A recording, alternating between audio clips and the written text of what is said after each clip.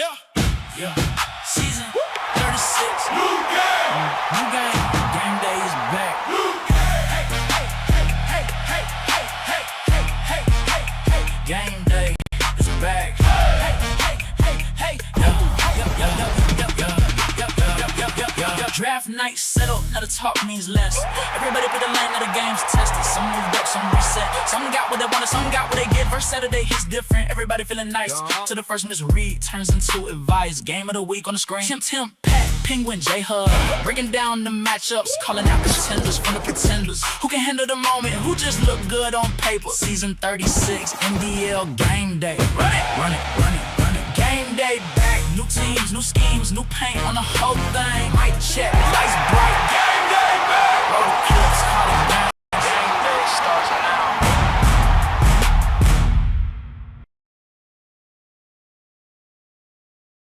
What's going on, everybody? This is NDL Game Day, Season 36, Block 3 already, heading into Weeks 5 and 6.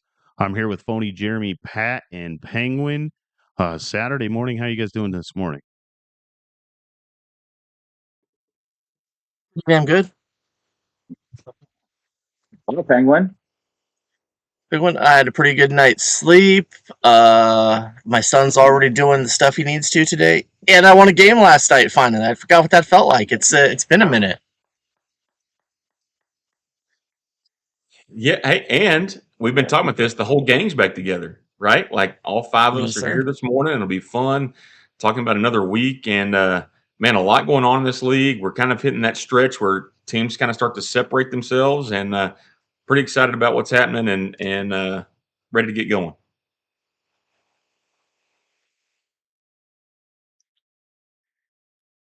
Yeah, I'm just waking up this morning, a little tired. I was out of it last week, so I'm just glad to be back this morning. But yeah, a lot of great games. We're about hitting the halfway point here this season already. The season's flying by pretty quick already. So Tim got a big win last night. Saw that. I think Penguin and I both got our first win this season. So Game Day crew's coming together pretty well this season. So looking forward to the rest How of about the that season. Apple Cup? What a game. I got to go back and watch that stream, see how that all went down. It's clearly quite the barn burner. Tell us about it, Tim. Yeah, so it was one of those games where we talked about it earlier before the show. It's just like I knew the only way that I was going to be able to stay in the game was to minimize my turnovers and be able to run the ball. And so I was really focused on running the ball at the beginning of the game, which, I ran for over 200 yards. And so that's what I really focused on was running the ball. And I had it right after the half in the third quarter. I threw a pick six. And that's where I kind of thought, like, here it goes, and I was down 2 scores, but I ended up getting a punt and scored. And then about a minute to go, I scored a touchdown and then kicked the PAT to go up 1. And then he threw an interception, pushing the ball down the field with about a minute to go. And then, the real big difference in the game, so I got his opening drive, he threw an interception in the red zone, in the back corner of the end zone. Boy, it wasn't in the end zone. I thought the momentum took the guy into the end zone, but they put him at the 1. So I tried to run the ball the very first play, safety. So I end up putting the ball. He ends up scoring. I think I ended up kicking a field goal, and then he got a 2-point conversion at some point. And then when I was chasing points, because I was down 2 scores, and so I was chasing points at the end, and I got the 2, which ended up being the difference in the game, right? So I chased points when I was down, and it ended up being the 1 point for the game, though. But it was pretty exciting. I think that's my first Apple Cup victory in 3-4 seasons. So I think season 1, where I got the Cougars, was the first time the only time I won the Apple Cup. So it's pretty exciting. This is done, Tim. Absolutely. Yeah, and it's always good in a video game when you get to play with your favorite team, and then you also beat your least favorite team. Like I just hate the Huskies for lots of reasons, and so it just kind of like made it a little bit better. Well, I'm excited to be back, Tim. You and Penguin held it down. I listened to that show earlier in the week. You guys did a great job, by the way. Just want to shout that out one more time. I know I messaged you guys, but always glad to be here when the full group is here. And it looks like we got a good slate of games coming up, man. So I'm pretty stoked. It's hotter than hell out here in North Carolina, by the way. Mm. Well, welcome to Texas. The humidity, it's been raining like for 2 hours a night, and then you go outside and it's just like straight mist coming off the grass. You know what I mean? It looks kind of eerie in the morning. But yeah. Okay. So complete side note, talking about real life football. Listen to this. So Texas has passed this new rule, right, where they call it the wet bulb rule, where they monitor heat, humidity, sun, all these things, right? And basically, if it gets over a certain number, you're not allowed to practice outside. So like all these high school football teams in Texas have not been practicing outside all fall. But guess what? It doesn't apply to games. So all these guys are scrimmaging the last 2 nights for the first time in the heat outside. It's been brutal, right? So yeah, the heat's dumb, and you know, you got to protect kids in the heat and all that kind of stuff. But man, wait till like junior high games next week. You start throwing them out there at 5 o'clock, and they haven't practiced outside one time. That'll be great too. Oh, Yeah, so they started a new that's not trend ideal. down here in Louisiana. So that wet bulb thing, that became a really big thing here a couple of years ago when some kids passed out for heat exhaustion and stuff like that. And so now so West Monroe High School, they have a full indoor practice facility, right? Like it's where they put the tin over the top, but then the walls are still open, you know? And then they have big giant fans in there and everything. And so the only reason that was built was not for the rain or anything. It was to keep the sun off them, because then they do the wet bulb. They go You do can the practice. test inside, and you have shade, and obviously it's a huge difference.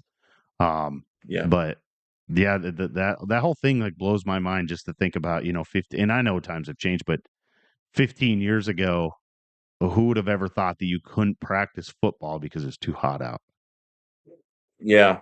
Well, and unfortunately, I've been in a situation we've had to carry a couple of kids off and put them in ice baths because they've had heat issues. So I don't play around with that. Like it's sure not fun when that happens. But Yeah. when Pat said how hot it was, like, last night, our first scrimmage at our school, it was like, get me out of here, get me the AC as fast as I can.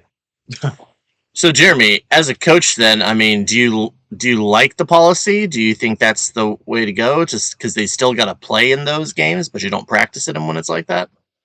No, I mean, I think it's a smart thing to do. I mean, here's the thing: we were watching at 7 o'clock last night. The temperature was not terrible, so I get that. But I'm more worried about the younger kids, right? Like I said, we start junior high games at 5 o'clock sometimes.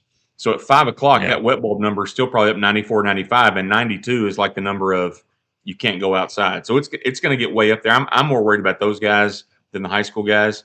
But as a coach, I'm mad because I'm not coaching football this year, and all the practices I spent outside in the heat and the sun, there was no. It didn't protect me, Pat. And now these guys are soft and they don't have to go outside in the heat anymore. So that's why I hate the policy. Do you guys have indoor practice fields at a lot of schools in Texas, though, or no? Oh, they're getting there, right? But I'm like Tim. We have a covered one that doesn't have walls on it, but it has the big fans, and you can use it. But when this happened in California, my last year, they started that wet bowl rule too, and it was so irritating to see the principal walk out to the practice field. You already know it's open. He's got this little fucking thing he sticks in the ground, and we had to move to the gym and try to practice, and you get no spacing in there. It gets ridiculous. No, not with the way teams throw the football. You can't practice that at all. Yeah, and this was like into week 3 sometimes, you know. Yeah, and it just stinks because you're at that like borderline liability thing too, right? Is that from a school standpoint, the liability of practicing out there when you have medical experts that say it's too hot, right? But at the same time, is that most of us have played sports and played football and coached, is that a majority of the kids that have problems in the heat are kids that are going to have problems no matter what the wet bulb breeds, right? It's because they're out of shape. They're out of shape. They don't take care of their bodies. I mean, when it's 90 plus degrees, like there's definitely a responsibility on the athlete and the parents to take care of yourself. But I mean, you guys, everyone knows that, and that's just not happening now, right? And so then they pass the blame on the school. You shouldn't be out there running the kids. Well, what do you want me to do when there's a game, right? Like, right. Mm-hmm. And so Louisiana, the wet bulb does affect the games, Hubbard. So they're not allowed to play. So they'll push kickoffs back. And now this year in Louisiana, because of ref shortages, there's high school football games on Thursday night. So they do Thursday night, Friday night. And then there's some Saturday with the lower level football, I think. But it's because of ref shortages. So Yeah, so like in East Texas where I'm at too, they've done every school in the officials chapter had to move to at least one Thursday night. So they've kind of started doing that here too. But like I said, I'm because it doesn't affect games, that does worry me, right? Like legitimately our junior high team will never practice outside until probably the end of September. But they're gonna have to play 5 games on Thursday afternoons in the heat. So I don't know.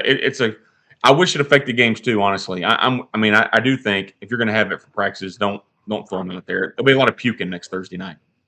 yeah, because what's going to at some point it'll happen because again a liability, right? Because something will happen to a kid during a game, and then they'll go back to the state and say, "Well, you don't allow my kid to practice, but you're going to allow him to go out and play a game." Make sense to me. Doesn't make sense to me already. Yeah. Anyway, there's that fun educational fact for the week for everybody. Penguin, some of the guys are already commenting about you being back in the closet again. You get your first win, and now you're back in the closet. So, Super true. Well, no, I wish I could claim credit for that, but no. There's actually we've kind of got the upstairs part of the bookstore. We've got it. It's not done by any means, but it's kind of reached the next benchmark where the kitchen and bathroom up there are operational. So actually, one of the loyal members and book club people there rented out part of the top there, and they are still up there this morning. So the wife asked me if I wouldn't mind clearing out, and it's probably in everyone's best interest because they're allowed to. So here I am this morning. I'll go help clean up after that mess in a bit. So we'll see what kind of mayhem they left behind. We could have been a part of the book club this morning. That would have been fun. It would have been interesting, yes. Especially I don't think I know. I don't think I know nearly enough about dark romance and dragons and a lot of other terminology that I'm hoping you all don't know.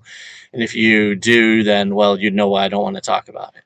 Yeah, I got to be honest. They probably don't want us in that book club. Let's put it this way: a lot of it's not for children. Oh, what they do with their dragon is their own business, I guess. Yes.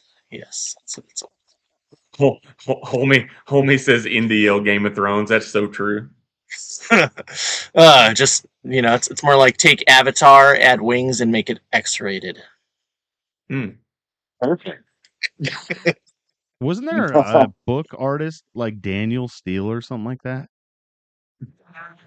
The only reason I know when I was a kid, I know that's an author. I couldn't claim to know anything about them, but I know that is an author. Books around the house, and they were pretty like. I mean, when you say that, I mean, yeah, it was pretty. That's mild. That's mild by comparison. If we're talking in terms of like food spiciness, that there's some black pepper thrown on there. I'm talking things that are pepper extract.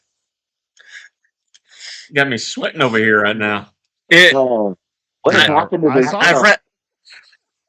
I've read some passages, and I'm like, these are on the shelf where a child can reach them. We went from the wet bowl to the wet bowl. You know what I mean? I mean, whew. I'm currently. Hubbard doesn't know this, but I'm tied to his Amazon account right now, and right now he's online ordering those books. So. Damn it, Hubbard! You need to support small businesses. Don't go through Amazon. All right, yeah, Penguin. I'm just going to send you $30. You send me all the amateur smut you got in the bookstore right now. Oh my god! Just pick one. Reading it at the announcer's booth in between a 2-hour wet bowl break. See him up in the press box. Oh, reading X-rated Game of Thrones. For today's halftime show, Daniel Steele. Reading from Daniel Steele. Yeah. Maybe that's what we'll do on the next game day show. That'll be the start of the show. Is Penguin's just going to go randomly grab one of those books and he has to read us a paragraph in it. Okay, yeah, we can do that. The audience. Oh, we can't. I don't know how that's going to affect Twitch allowing the stream, but yeah, homie, do you think that'll work if we say, "Hey Alexa, order a Daniel Steele book"? Do you think if someone was listening to that, their Alexa would order it? Does anyone have Alexa in their house? I don't, but I'm covering my phone in case somebody says something else. I do have. Hey Siri, order Oh, Daniel whoa, Steele easy. book. I have an Alexa, but it's out in the kitchen, so I don't think it'd pick it up. Mine didn't pick it up. Homie says, "Homie, you probably named it something weird though, like, hey Gandalf, order a." I mean, the truth is, Homie probably created Alexa the whole program anyway, right? Like That could be, yeah. CG says it's been fun. We had a good run. That's true. That's so true. Man, so we let's get into games block 5 and 6. The season's slowly starting to shape up here a little bit. We obviously have some of the games are starting to get played. We have our first deadline was today, right? Weeks 1 and 2 deadline was today. So I think, if I'm not mistaken, Homie will be able to answer it in the chat, but I think it's automated, kind of like the system of cutting off the games and not allowing people to play and stuff. I know it's went back to kind of an automated system, and so I don't know how that does. I mean, Homie's going to probably be the only one out of any of us that are going to know how it works, right? This is the first time where it's been automated. So how does the system determine who attempted to try to get the game in? Is it only using the scheduling thread? And see I'm if gonna you, go back and look and see if they put the final scores in there yet. That would be interesting to see. I'm gonna pull it up and see. unless it just There's got to be some type of manual input along the way from maybe them it just to say which way. If it locks it so that no one can do anything, and then they go in. Man, my wife is baking, you guys. Like Hubbard, you saw the cinnamon rolls on my Facebook, and it smells so amazing in our house right now. So she loves baking. I'll tell that story real quick. So she loves baking. Yeah. And we used to have like a mobile coffee business, but then when we had Jack, it was like way too much because we just started it off the ground. And when we had Jack, it was just like way too much. And so, but she baked a lot and she got tons of orders for that stuff. But for whatever reason, she just kind of wanted to start doing it again. And she made a post on Facebook and got like 50 orders for baked, like cinnamon rolls, muffins. Well, and it would have been 51, but we're a little far apart. Yeah. You shared that thing on Facebook, and I had to text you like, dude, what does it cost? Because those looked amazing. Oh, they are, man. And she makes peach ones. She'll make like peach cinnamon rolls or blueberry ones. It's like a peach cobbler cinnamon roll. It's probably my favorite. The problem is they're like, the older I've gotten, I love sweets here and there, but man, anything like that is so sweet. Even like cake for me now, I can only eat like half of it. It's just like so sweet. That's it. Tell my wife to pack a bag. We're going to Monroe today. We're headed over. So Homie says that part's still manual. So that the week locking is automatic, and then they manually go in and sim the games. And I think he said when games are sim, CG, that those just cancel out. So if you have a parlay, it just that pushes that one game. I thought that's what he said. It doesn't ruin the whole parlay. So and I'll say this: one less game in the parlay. I'm looking at week 1, only had 8 games that didn't get played, which is, I guess, it's high for week 1, but it is, for some weeks that's good, and only 3 in week 2. And some of those could have been coaches that were not in the league. Remember, we pushed up 4 after week 1, and then another 4 after week 2.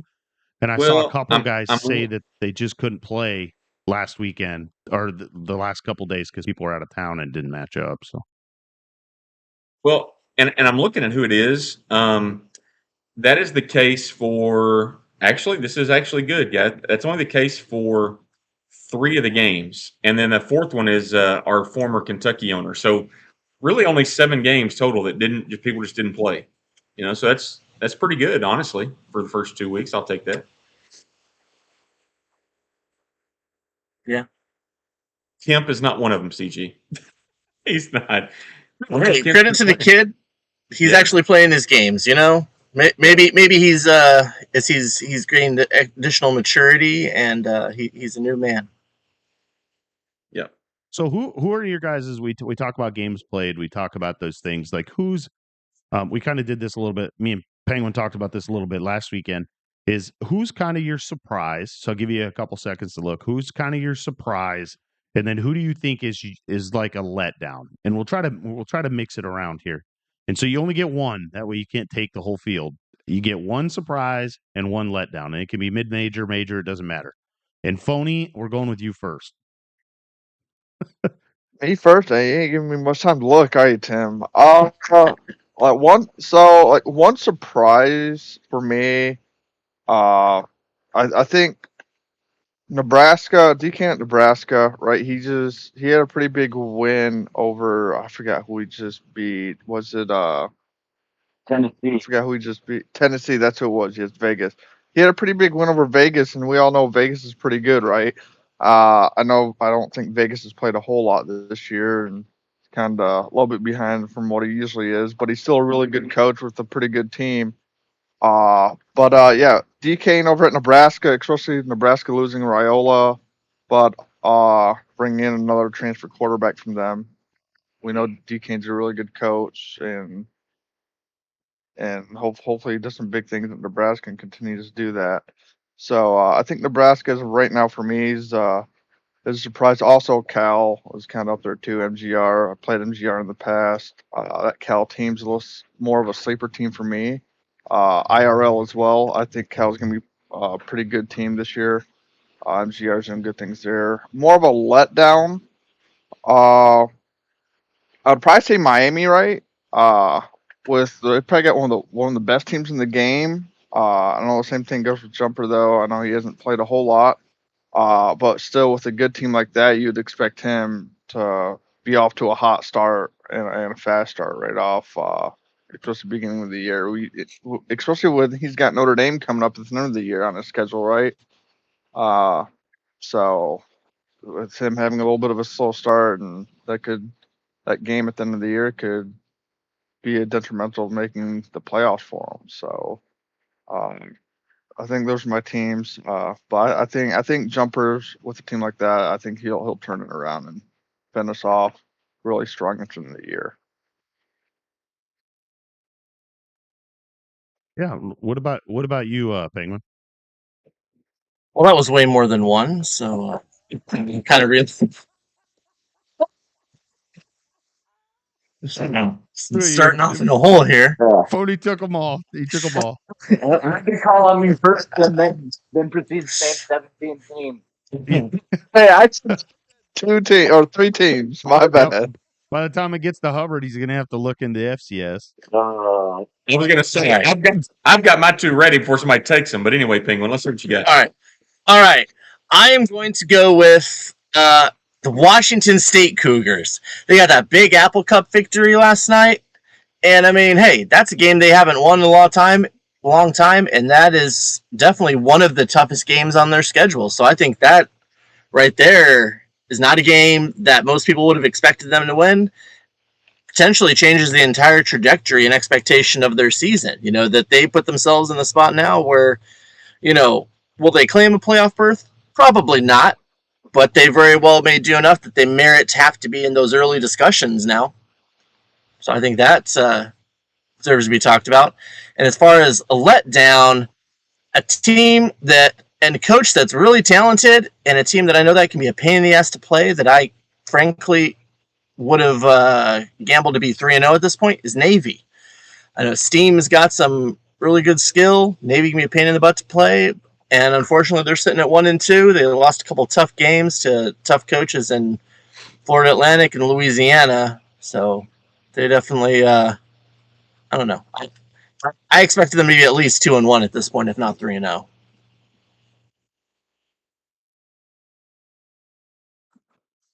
Jeremy. Man, I'm going to go with two G6 schools. I think my biggest surprise is Chip in Central Michigan, right? But mainly, not because of Chip. Chip's great, right? He's a good coach, whatever. But because that roster is so bad compared to what it has been, and the wins that he's had so far. I know there's been a lot of talk on every show. It feels like, whether it's us or the Outliers or RB and NTX, whoever it is, can Chip do it this year? It looks like he can. Like, I know that the conference championship has been the issue for him, but the way he's playing and the wins he's had have been impressive so far. On the flip side of that, another G6 school that lost again yesterday is Iraka in Boise, right? Like they have this new conference together. You know, he's the best team in the conference in terms of talent, all those type of things. And to be sitting at 1-2, Now, one of them being to Sammy, right, who we all thought hated Colorado. I think everybody in the league bet on Boise to win that game because we all thought Sammy would just start losing games on purpose. But then losing to Memphis, and it wasn't just that he lost to Memphis. If you watched any of that game, it was never even really competitive, right? Like it was a dominant win for Memphis. So I think those two are the biggest surprises for me on either end of the spectrum. There's a lot of teams that are off the hot starts, but you kind of expected some of them with their schedules and stuff. But those are the two that stand out to me. Yeah, for me, the biggest surprise so far, in a positive way, is definitely you mentioned Colorado, but I'm going to mention Missouri. Drewski, good coach, had a good year, then went to Washington, and I don't think he played very well when he was there, if memory serves. And so back to the G5 for him. And now, I don't know if you guys know this, he's a huge Missouri fan. So it's always cool to see someone who has their team playing well with them. And just in that conference, we'll see. Obviously, we know the running back is legit. Missouri, for some reason, the last 3 games have had these like really good rosters in like randomly, and people have had some good success with them. Big Mike made the playoffs with them. MJ Kemp, I believe, made the semifinals with them. They're a good team. And then the biggest disappointment for me has got to be A&M. Just maybe it's not a good fit, but I mean, he had a kind of a running type of quarterback last year, obviously at Vanderbilt, and had some success. And this A&M roster, I would imagine, plus home field advantage is far better than A&M is far better than Vandy. So it's just a little surprising. Obviously, he played good teams, really good teams. I think Chop is going to be RB's biggest, roadblock on that schedule. So, he lost to BYU, lost to Ohio State, but it was in the manner which he lost. He couldn't score against BYU, and then Ohio State, Canada just did what he does. But yeah, those would be the two for me. And then rain slow start at FAU is kind of shocking. Yep. I thought it was a regular season game, but it was just a cup game now that I think about it. But lost to North Texas. The FIU game I watched, the game was never close, ever. He was thoroughly dominated. His opponent, Duvid, did a great job, like calling plays audible into the line of scrimmage. So rain would be a little shocking just because FAU does have a nice little offensive roster. But I mean, he'll figure it out though too. He's going to be a tough out for anyone in the first AAC. Yeah.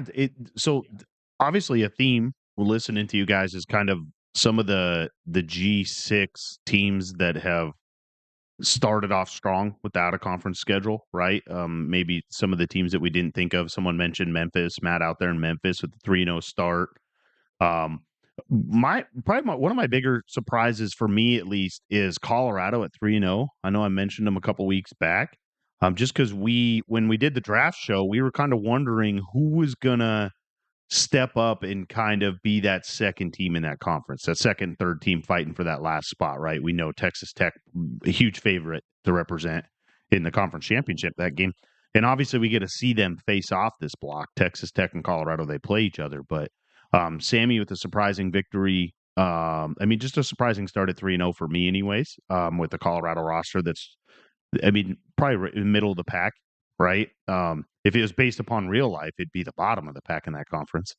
But one of the bigger, and then obviously I want to mention Jaguar out in North Texas. It was kind of a toss up between Colorado and him. Pat I think someone had mentioned North Texas either a week ago or ago, but North Texas 3-0 start in that conference. But one of my bigger surprises is probably my nephew out at Ole Miss. Only because, man, when the draft was coming up, like he wanted that smoke, right? Like he wanted to play a tough out of conference schedule. He wanted to play a tough schedule. And then obviously he kind of got what he wished for here. Starting the season at 2-2 with games that he was the favorite in to win, right? Western Michigan, he played Phony. And then he played Maverick at Florida, which is a good coach, right? But obviously he lost last night to Penguin. And then that loss to Marion at 2-2. Now he has no wiggle room, right? Like he loses another game and he's probably out just because they're going to compare him against those other CFP playoff field type coaches. But he has he still plays Jiggy at Texas, right? He plays, Pat talked about Missouri. He plays versus Missouri in this block, I think, it's the next block. And so he's still got a tough schedule. And Yeah, so that's kind of the thing. And then we talk about blowouts and stuff. What about Oklahoma? Right, Hubbard? Yeah, Are you super heading there this surprising. afternoon with the kids in real life? Hopefully you don't see Chrome walking around campus. They probably ready to kick him out of the kick him off campus already. They've already got rid of that guy. No, that man, and you feel bad a little bit because I know EA can do some things, right? But Mhm. Penguin said this yesterday. I don't remember what the conversation was, or somebody said, maybe it was Matt. Sorry, not Penguin. Like at some point, you can only blame EA so much for stuff, right? Like at some point, you're the one hitting the buttons and the controllers and those kind of things. You got to be accountable for some of that. But no, that is a shocking start as well. You mentioned Maverick too, Tim. Like I think Maverick's off to a great start. He's another guy that I would have mentioned on that. Like he was there last year. He's back again. And then you mentioned Matt. You know, I know we're on specific one team here, but man, Matt's 3-0 start going to Iowa and winning with Memphis, and then winning against Boise in a dominating fashion. Like, you know, a lot of us know Matt and talk to Matt, and he was, you know, like I feel like 3 weeks ago he's ready to throw the game in the trash, and here he sits at 3-0, and you look at his schedule, and Pat, you're talking about the AAC. Like if you go look at the schedule for Memphis, he's got a shot to most favorable one in there. Yeah, I mean, Mhm. he's got some good coaches along the way, but he's got the roster advantage. I mean, he can find himself with a 9 or 10 win team easily. I feel like he'll be favored in every game that he has. Should be. So Yeah. I was looking at it. I didn't realize. I know that he mentioned to me in a DM that he avoided some of the good teams, but I didn't realize he avoids like All of them. He doesn't play North Texas. He plays Navy, who's off to that shocking start. But other than that, I think he plays South Florida. T fans always tough out. But after that, he avoids UTSA. He avoids FAU. He does have to play Charlotte. That guy appears to be pretty good. I was going to say the new Charlotte coach, but then again, I saw he lost. Was it yesterday or the day before? He lost to somebody that I didn't think he should have. So who knows, man? It's the worst team in the game, though. Pretty sure. Well, UM Monroe's, they're close for sure. Yeah, they're really bad. So the fact that he's even getting wins over certain guys is impressive. It can't be fun to play with Charlotte. Yeah, he lost to App State in Tom. Okay, that's who it was. Yep, Tom. Yeah, I was driving to the doctor last week, and we have sports talk radio here in Charlotte, obviously, like everywhere else. And they had the UNC Charlotte beat writer on, and it was pathetic. He said that 3 wins would be a success this year for the football program. I'm like, can you imagine going into a season and 3 wins is the bar? Like, get this guy off the radio. Mm-hmm. As a Kennesaw State Owl fan, and as more recently a Florida State Seminole fan, I can say that that's a terrible place to live for sure. It doesn't help your will to live. I mean, imagine being that coaching staff, going to work every day, all day long, knowing that, man, we might go 2-10 this year if we're lucky. Like, and our main beat writer thinks that's a hell of a year. Yeah, How do you think that guy gets received in the press conference today? He's out there at practice. Kids are like on the replacements. They're throwing bad passes to hit him in the face or something on the sideline. Probably. Yeah. Probably can't even practice. Wet bowl issues. Oh my gosh. I hear that's an issue. They're probably bringing heaters out to the field and turning them on so that the web bulb goes up, right? That's the truth. Hey guys, let's go. We're scheduling it for 3:30 today. Yeah, nice on the asphalt. It's actually a cool little stadium. I actually went out on a date with a girl over on that side of town once, and we walked around. They have these walking paths, and you right through the stadium, and it's a cool little field. Cool little campus. Like everything's all old and brick looking. But man, the football team sucks. Yeah, Lee. I mean, I'm a Washington State Cougar fan, so we've had some bad seasons, right? Like there was a season. I mean, it was when Paul Wolf was there, where we were the worst team in college football. Like I think we won 1 game, and it was against the FCS school, and we lost to an FCS school that year. But at least I can say that we've had some. About every 10 years, we have a team that competes for, that 11-win season, right? 10, 11-win season. And so I just couldn't imagine. Can you imagine liking a school for 40 years and that like Pat talked about, is like you're just hoping to get 3 wins, and those are all in conference wins, right? Like you Yeah, I was can't gonna win say in the any games out of AAC conference. too. Like you're the doormat, like ULM here, right? Like all your out of conference games you're making money to play in, right? Those aren't good games to play. You're not winning a lot of those. Okay, 2 things. First off, I'm a Dallas Cowboy fan, so I understand the letdown every year knowing it's going to happen. Number 2, guys, we have to clean this up. Tuddy just said in the chat that he's listening to us with he and his family driving through Ohio today. All right, so we got to put the brakes on it a little bit, or we need to put the explicit content warning on the screen on the stream. Or do we just need to do equal time? We can talk about the most recent episode of Bluey or something. Anyone seen that, perhaps? I don't know the ages of Tuddy's family. I'm just saying, like, just in case, we probably ought to think about that. Fair enough. They Tuddy, where are you headed to? He said he's driving through Ohio. It's a Saturday morning. Like who? I think he was probably coaching football last night, so he probably didn't leave last night. But see if he'll answer. I had no idea that high school ball was starting next week until I was on TikTok last night. Like I couldn't believe teams are scrimmaging already.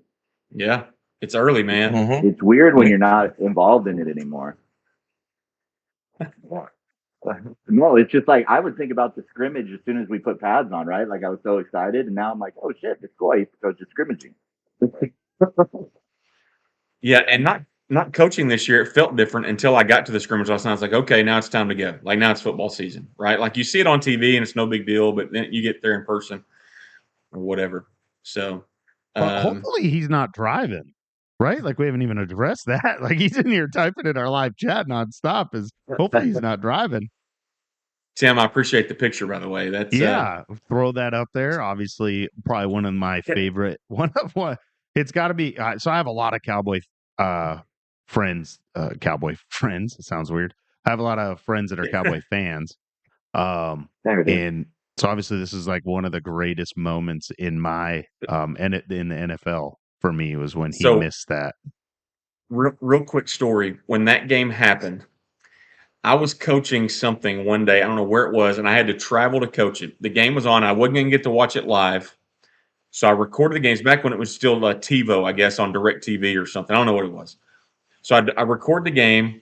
My wife, my family, I told them, I said, don't tell me. Like, everybody knew not to mess with me because they knew I wanted to know the game.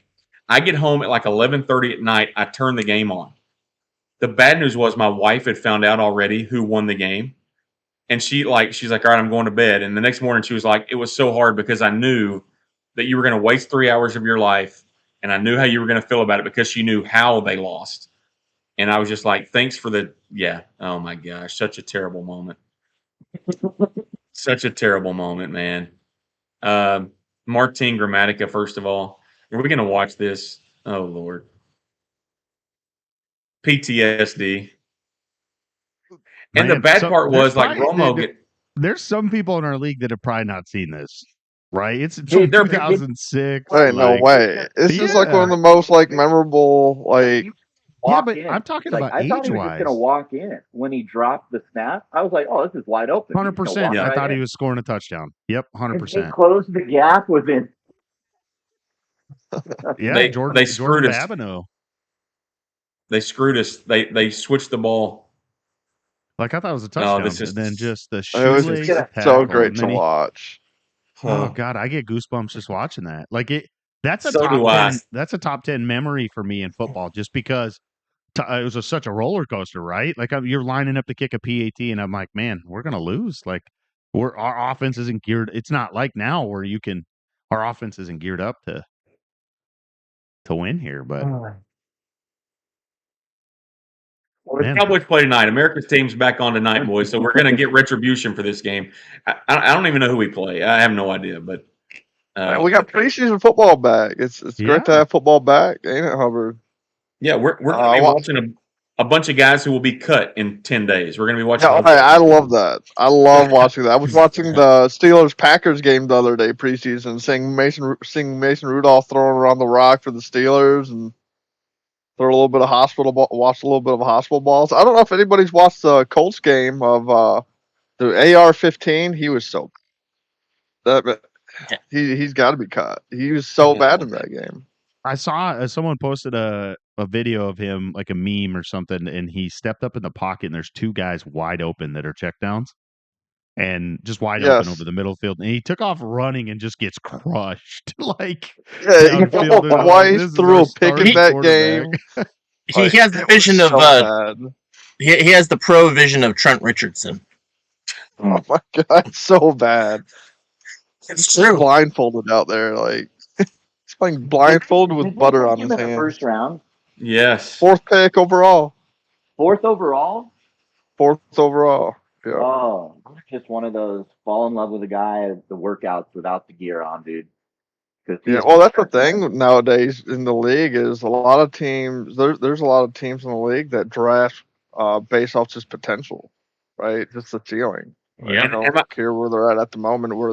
Yeah, like did you see Jeremiah Love like in his preseason game? Like he obviously looks explosive. He's good. All that, right? But someone posted all of his runs at the end of his run was always a spin move, a hurdle, and he always got hit. And they were like, man, he isn't going to last long if he keeps doing that because none of them resulted in like breakout plays either. Like his hurdle, he got crushed right after he hurdled, and then he spun into the hit. Like, wasn't that in the live chat the other day where a guy spun into the hit and he fumbled it?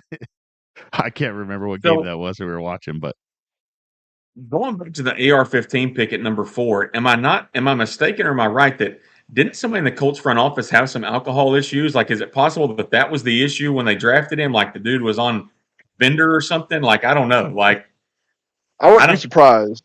I don't get. I thought the GM of the Colts like got in some trouble or something.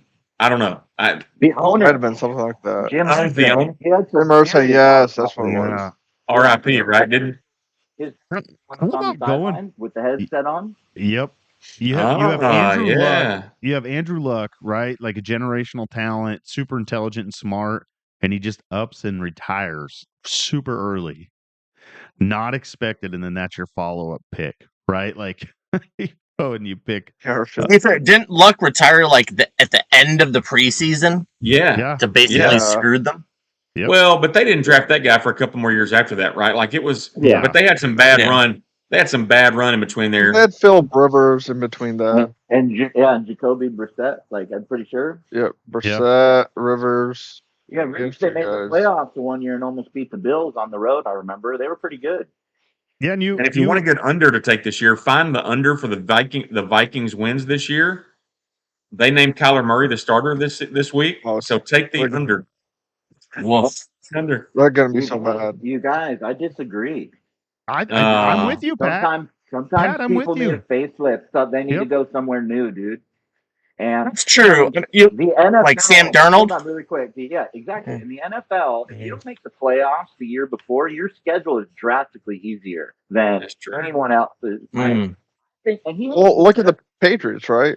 Yeah, but he has one of the best receivers in football to throw to this year. He has a wonderful coach. That dude's one of the best offensive coaches in football. I think he's going to have a resurgent year. I really do. We'll see. Hopefully, he can see over the offensive line. I think he hates being. Yeah, that's a big problem. Yeah, I mean, he's not a guy. You know, I think they'll be fine. But the problem is that I think that conference is going to be pretty good this year. When I say pretty good, I mean one of the better conferences in the NFC competitive wise. Yeah. And so but it wouldn't surprise me to see them go above 500. Like I don't think they'll be as bad as some of the other teams, definitely in the NFC. And quite frankly, look at their quarterback play last year. I think it'll be better than it was last year, their quarterback play. For sure. Well,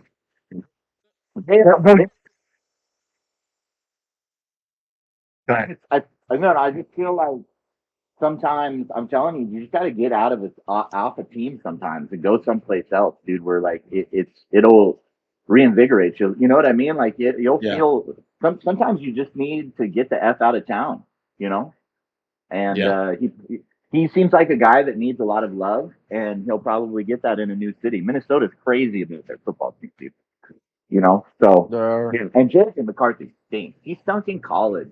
He played behind an unreal front O-line and some great running backs, and what I think is a very good college coach. I don't think he's the greatest pro coach now in today's like NFL. But yeah, dude, I don't know. If you watch McCarthy play in college, he was not very good. Well, JJ only threw the ball 5 times a game, so there Exactly. you go. Yeah, he was not very good in college. Didn't he not You gotta be play careful very there. much Use either? the number Like 5. Wasn't in high school? Yeah, geez, that's a mess. Wasn't Oh, in my high bad. Yeah, school? yeah. Sorry. I get Didn't sued. in high Jaden, school? watch Didn't out. JJ like not play much in high school? Is that the same? Am I thinking about the same? Like he hadn't started a lot of games. Yeah, Was it pretty like sure. Isn't he from? He's from Chicago, I think. I thought he just played And maybe his senior year and then I don't know. When I tried to type in I think you're JJ right. McCarthy and it pulled up Jesse McCarthy. Does anyone remember him? Like the Hey Beautiful, the singer? Yeah. I just remember Mike McCarthy, that fat Oh, yeah. slob. which Anyway, I was gonna say the Vikings better get the best they can out of Kyle Murray, because come October, was it 23rd, the next Call of Duty comes out, and we know how that affects him. So we'll see. We'll see how that season goes. Hopefully they can get those wins before then. Yep. Only half joking. This is what happens when the whole crew's back together, by the way. We've been on for how long and not one college football reference. It's awesome. We love it. Yeah. Well, maybe a couple, but man, Hubbard, we'll kind of get into, obviously you guys probably just saw, so homie pushed the sharp bets from our betting site for the NDL for the league. We obviously have a couple new people in the audience that aren't familiar with the NDL. And so we have our own betting site for all our games in our league, right? We have 138 teams, and so we bet in there. And so he just pushed all the sharp stuff, so everyone can check their account. I probably have the worst account balance. How do you get to your what's everybody's I had a big balance? parlay earlier, so I'm not doing bad. how about listen? All right. So while we're looking, here's what I want to say. Let's shout out Vic for a minute. I don't ever do that, but let's shout out Vic. Vic makes the most outlandish picks on outliers, and he comes up with stuff. And you hear him say them, and you're like, "There's no way that's going to hit." Last week, his major money line hit was take Memphis and the money line over Boise. Now he said something that I don't think is even possible. Somebody questioned this. He wanted you to parlay the Memphis money line and the Memphis points. I don't think you can do that in real life at all, but maybe he was allowed to here. But he hits this bet. He got a $15,000 payout on that game on Sharp. So shout out to Vic for that. That's got to put him in the lead for sure. Yeah, how do you check It doesn't that? actually. Where do you check that? You go to the dashboard, but actually the reason it doesn't put him in the largest is because another person had that Memphis game in there as part of a parlay. Tutty. And Holy. So that's why Tutty's on the road. He's freaking rich. He's driving to a new house he obviously just bought. Yeah. He's headed to Wheeling. So, but also shout out Chip. He's placed 418 bets. Andy's the second most. The second most with 85. I guess Chip bets on every game. He has to, right? I don't know. I just keep getting hammered. 4 weeks in, that sounds about right. How much did we start with? 10,000. Oh gosh, I'm at 8,700. That's not that bad. But look at the house, homie's probably got to sell his house right now. He's not doing very well. It's not going to be good when you're offering plus 9,900 money lines on a team that might have been favored to win. Yeah, right. And that's true. And you're allowing parlays with money line and points on the same game. Homie, you got to fix that, my man. You got to fix it because Tutty's parlay was the Georgia money line and points and the Memphis money line and points. Yeah, you can't let that happen. But yeah, you parlay in plus 9,000 money lines. That's how casinos would get shut down out in the desert. That's why they wouldn't let you do it. They wouldn't let you do it. They have a max payout for a reason. Well, if you did it, you'd be followed around for a week. Oh, your ass is going to be buried out there in the sand when you leave there with that money. That's what's going to happen. Oh, man. Be like a bad episode of CSI Las Vegas your ass would be on. Yeah, so let's jump into it. Hubbard, you got some picks for your sharp edge this week. Kind of talk to us about it. Yeah, I got 6 picks, and I'll be honest with you, it was hard to find some lines I thought were without doubling up on some guys, because I think there's some guys you could double up on this week. But here's what I got. I got 3 for week 5, 3 for week 6, and I know Tim has those up here. I like Virginia Tech -2 over Pitt. Chase had a rougher season last year, I think. We kind of lost track of Chase. It wasn't a great year for him last season. This year he's off to a hot start, and Pitt is not. And to me, Virginia Tech -2, it feels like free money at this point. I'm taking Chase and the Hokies. I like USC and KDOT as a 1-point dog against Washington, and especially after Tim kind of showed the blueprint, I guess. USC's roster is a lot better than Washington State's. I like KDOT in this one as a 1-point dog over Washington. And we mentioned Memphis and Charlotte earlier. I think Matt's playing really well. The offense is rolling. I like Aaron Nolan and the Tigers as a 1.5 favorite over Charlotte. Week 6 is a little tougher. I had to take an over. Neal at Western Kentucky scores a lot of points. I like the over 46. That seems very low. The other two, I'm interested to see how it happens. CG is playing really well at Indiana. We mentioned D. Kane earlier, but D. Kane, I don't know, right? It doesn't seem to be the same for him right now, maybe. I like CG and the Hoosiers as 9.5-point favorites. That's a big number. I probably would not place real money on it, but I'm going to take CG. I feel confident CG's playing well and get that win, mainly because I saw what he did. Penguin, you can speak to this. When he went to Baton Rouge and beat you, he played really well in that game. Like, it was – he's playing really well. And then the third one, I told you guys this. I love Miami of Ohio in the year. He beat Cincinnati a couple of days ago or yesterday. Massachusetts, the roster's not very good. Take the Redhawks at 6-point favorites over Massachusetts. It's a tough week of games, but I feel confident in those 6 that you can go win some money with those 6 games. You always talk me into losing money, Jeremy. Well, at some point I'll be right. At some point. Right now, I see you as the 4th worst bettor in the league so far. Biggest decliners. Okay. Your name is on the list. Thanks, Pat. You're ruining the whole segment here. Fade me if you'd like. It doesn't matter. I'm just giving my picks. Do what you want with them. But I think it's a really tough block for games when I look through them, honestly. They're not. I think that now that games are starting to be played and the lines are tightening up. I think the first 2 blocks, there were a lot of games you go to get free, just printing money on those things. Yeah. I feel if you're asking me what I feel the most confident in, I feel the most confident in Chase right here as a 2-point favorite over Pittsburgh. I think that's the one that if you're going to listen to anything I say today, take that one. Really? Chase is playing really well, man, and Pittsburgh has struggled.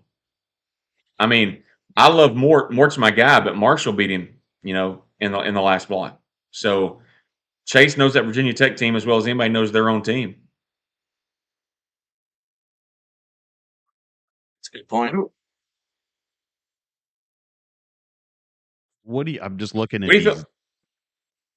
Go ahead. No, I was just going to say, what other games do you think? Yeah, that's what I was just going to ask too. I'm just kind of looking through the sharp here. Hey, Pat, you brought up the A&M game, A&M Missouri, Texas A&M Missouri play week 6. Missouri's a 4.5-point favorite.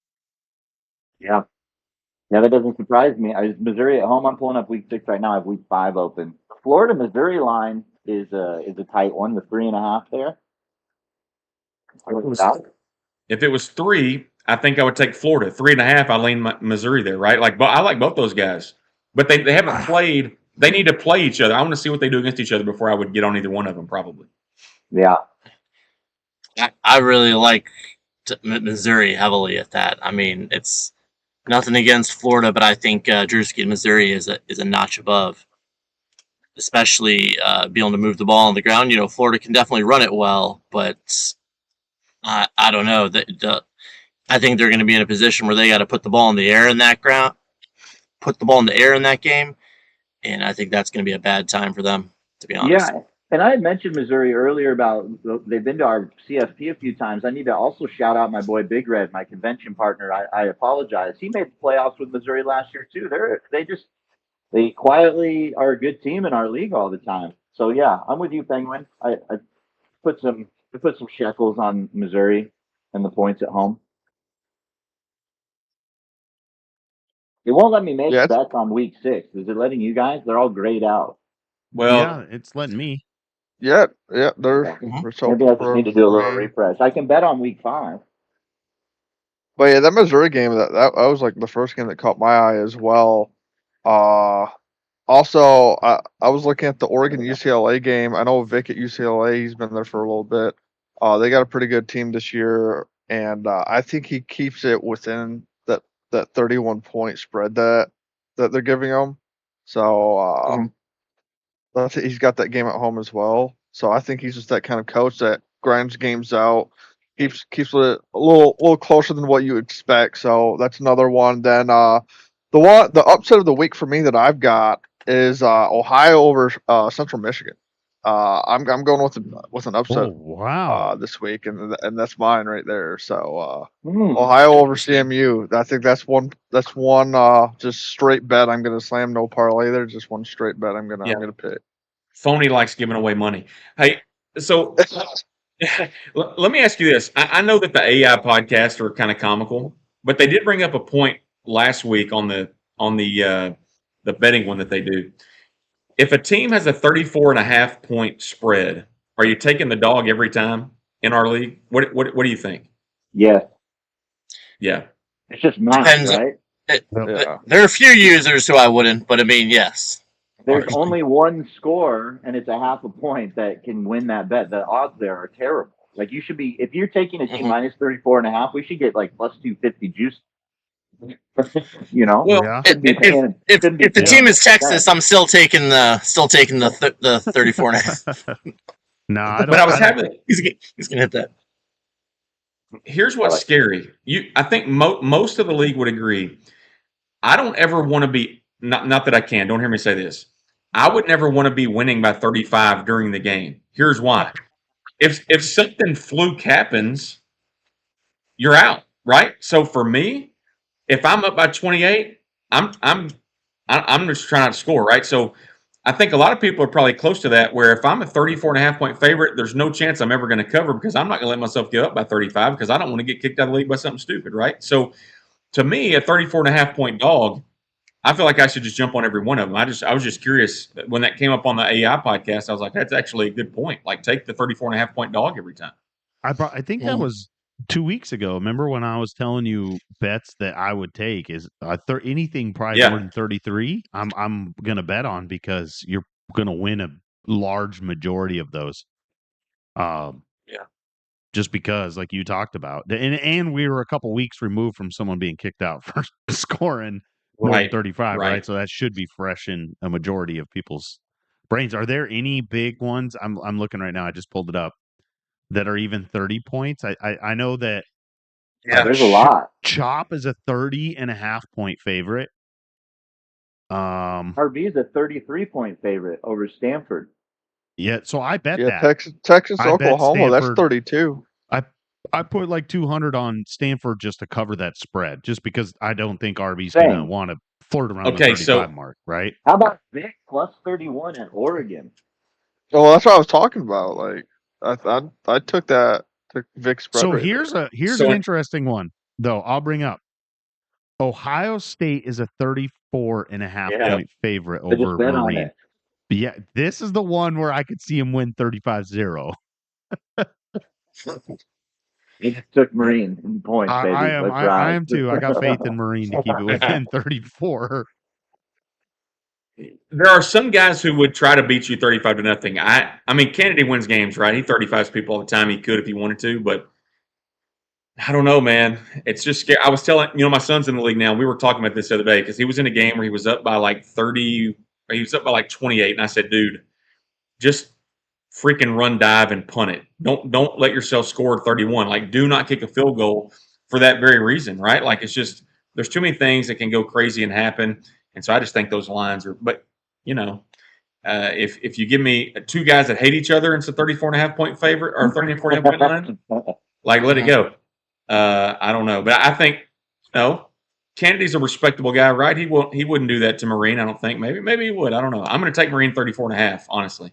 Boy, hey, you guys, speaking of teams that are disappointed, and I hate to bring it up, but USC 0-3 still has to play Penn State, Washington, Ohio State, Indiana, UCLA, and Ole Miss.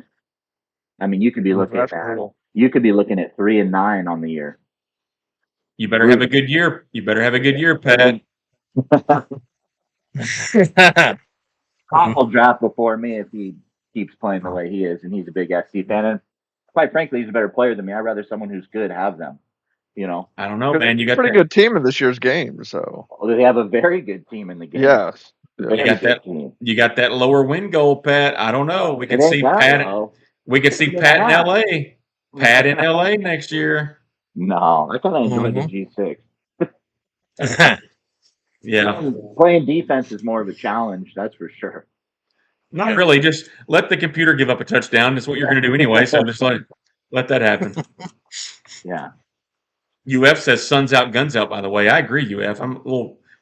Hope he's got his license to carry those things around. Oh man, I needed a good lift this morning. I haven't been to the gym since Monday, and I had a pretty shitty week, as you guys know. And today the weight stood no chance. Yeah. Just clanging and banging. Yeah. Dominate the weight room today. Yep. Dominate the weight room Some today. clanging. No, Matt, but seriously, applaud you, Matt, Pat, for getting out a tough week and pushing through and being here and joining us, man. Yeah, no Glad you're here, man. Yeah, Yeah. absolutely. So what's next? What do we got, Tim? Yeah, well, we could talk about the top 25. We kind of skipped that, Sounds I good. guess. But we'll talk about the top 25. Obviously, came out. It comes out every Saturday morning. It's automatically pushed. Excuse me. As you guys know, most of the stuff is all automated now, so you'll probably see the rankings come out at like 2 a.m. or whatever time is set by Homie. And yeah, you can just kind of talk about that. I'll throw those rankings up here.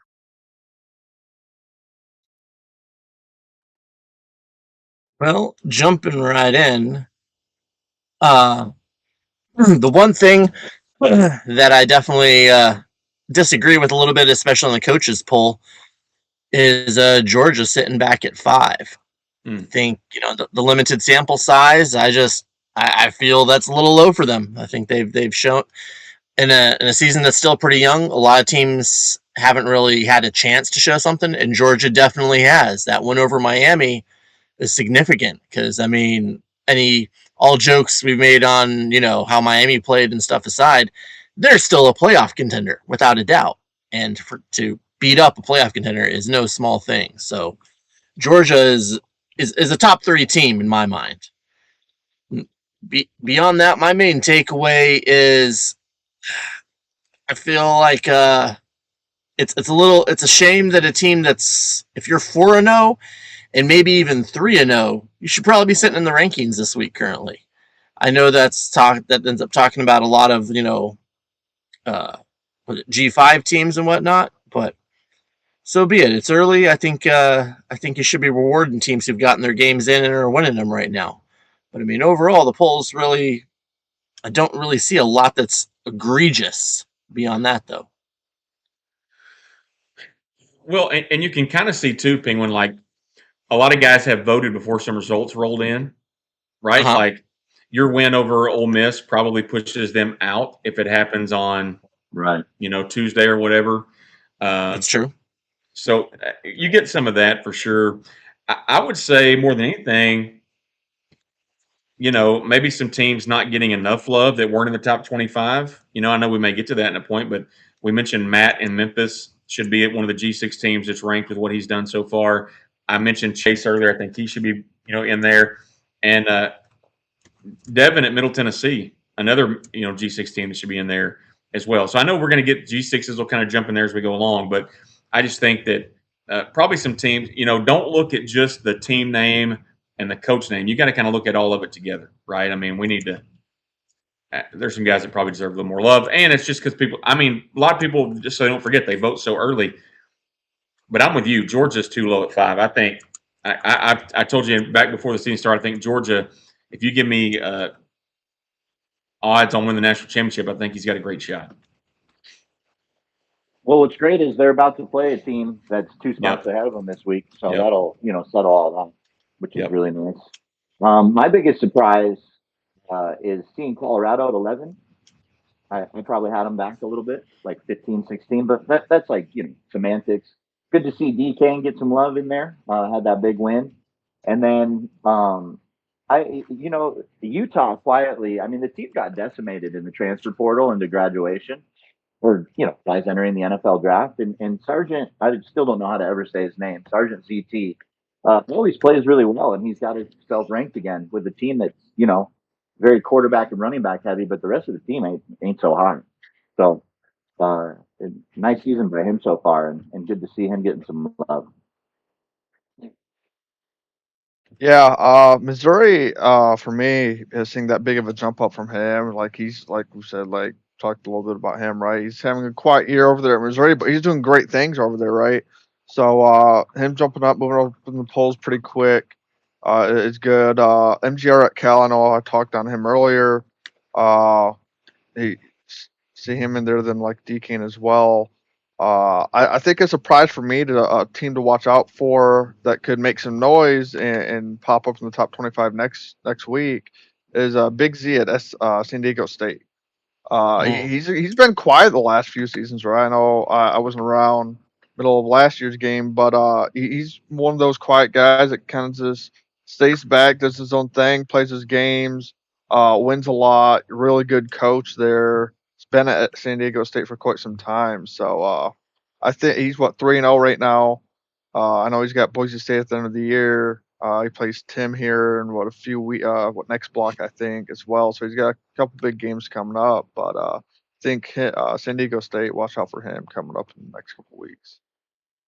Yeah, I'm really surprised to see Penn State ranked as high as they are in the coaches poll. And the only reason I say that is they are 4-0, right? So you look at the 4-0, but just like looking at their schedule, like Missouri's played a tougher schedule than them at 3-0.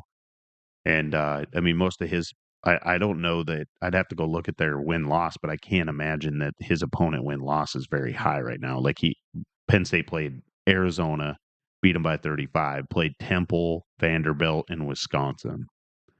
And so I can't imagine that opponent win record is too tough. Like clearly Penn didn't get. State's a schedule less team this year. They go look at their Big Ten schedule this year. They Yeah, avoid anyone with a pull except for USC at home, and then I believe they go on the road to face Michigan. Those are two, and then I think it's at Washington. But you don't play Indiana, you don't play Oregon, you don't play Ohio State. Like that's a whammy.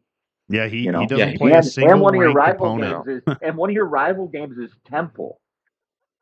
Yeah. Yeah, it's crazy. They got one of the easiest schedules in all football. So his in all strength of he's going- schedule right now is 131. 131 right now. Yeah, He's going to go 12-0. yeah, I think he'll go 11-1. Personally, I think there might be a slip up there, but maybe not. That's just the way the league goes sometimes. But if he goes 12-0, I wouldn't be shocked at all. Like, His only quad 11-1 one gets win. him the playoffs, right? oh, for sure. So it does. the quad stuff, I don't fully understand. We talk about that every year, right? I don't fully understand it. I think it moves around. I would assume a team in a Power Four would have several quad one games, right? He plays one quad one game all year against Washington. Yeah. And then he plays two quad two games. And so USC's down, and I mean, no shame to you, Tim, but you just beat a team last night with like a 12 overall difference, So Washington's pretty beatable at this point for a team like Penn State. I think they're going to make the playoff in real life too because of the schedule. You know what I mean? Like I think they got an upgrade in a coach in real life, and I don't know, but they're one of those schedule luck teams this year that just doesn't really play anything good. Which is going to be sad, right? Like we're going to have a team get into the playoffs with that, but then they're going to get beat by 30 points against a good team in the playoffs, like in first round. So hate to see it, but it happens. So what do you think about the media poll, Penguin? Like the difference between the two polls? Well, difference-wise, I think they got Georgia right. Georgia clocking in at number 3. I think that is definitely an upgrade. I think There's a lot of similarities for the most part. Well, I don't get it. it- The Texas Tech. You should be higher. I don't understand. Yeah. I mean, Texas Tech. Yeah. I mean, Well, if you watch, yeah. I mean, it's a question of who's looked more impressive, and I think there are arguments to be made because for me, Texas and Ohio State are in their own category, basically because previous seasons having won rings, it matters. It's in your mind. Everyone else, pretty much in that group, is kind of Georgia has proven themselves. So Alabama, Oregon, Indiana, Notre Dame, and Texas Tech are kind of all in the same mix there. You can make an argument that some of them have better wins, but at the same time, I mean, how are those aging? I mean, myself and Ole Miss are some of their best wins of that group right now. Are those really great wins? We don't really know yet. So, I mean, I think almost any order of Alabama, Oregon, Texas Tech, Notre Dame, and Indiana, I think you can make a case for right now. So I'm not too worried about that. Marion has a harder schedule than pretty much everyone in front of him. I mean, he had to play Ole Miss. He played SMU, who's a pretty good player, and then he played Houston. And I'm pretty sure he won 2 of the games fairly handily. So Yeah. I don't know. He was third in my poll. And I think that will age well because you make a good point. Houston is a top-notch coach and a team that I think at the end of the season, that might be his best win, honestly, when it's all said and done this season. But this is where the personal bias comes into people's voting. 100%. If MC wasn't so polarizing at times, he would be higher. That's the truth. 100%. And that's unfortunate, but that's why he's lower. I mean, that's the reason why. I mean, that's a price you pay for having great hair, So be it. Out there pre-gaming with hotties in the club like he was. I mean, he randomly played A&M week 14 at the end of the year. I didn't realize that. That's weird. Well, I think, that should be a good game. Maybe. I don't know. Pat talked about Texas A&M earlier. I'll have to report back to y'all. I'll be seeing those Aggies, I believe, tomorrow. So I'll have to let y'all know next week how I feel about them. I mean, we obviously hope that Tech and BYU maybe face in the conference championship game at some point. Those are clearly the two. They would play each other at the regular season. Maybe those are the two best. Kansas State will have something to say about that still. I mean, that's kind of the thing about the Big 12. There's some sneaky teams in there. Utah, you mentioned a minute ago. Kansas State, Colorado. Yeah, it's Big 12 pretty deep with coaches. So have you played against Tech? The D line is the best one I've played in the game. Absolutely, it's really a guy that gets untouched every play. That's what I tried to tell our boy Lingus at the draft. Take Tech so you have a defense. Take them. Yeah. Like QB can scare anyone away, but MC's good for it. He loves to run the rock, and then just doesn't take too many crazy chances throwing the football when you have what is that quarterback, like a 70-something overall they got right now? Watch that quarterback situation get a massive boost in a few couple months here. Yeah, of course. Yeah.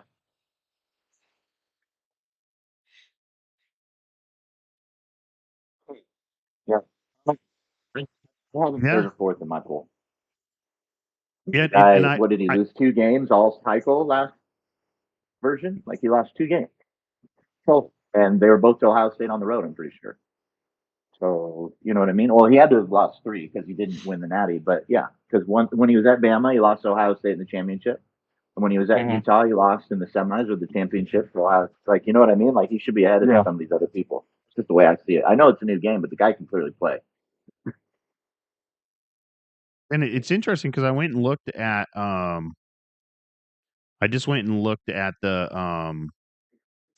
the matrix. So if you go into rankings and you click matrix, it shows how everyone voted.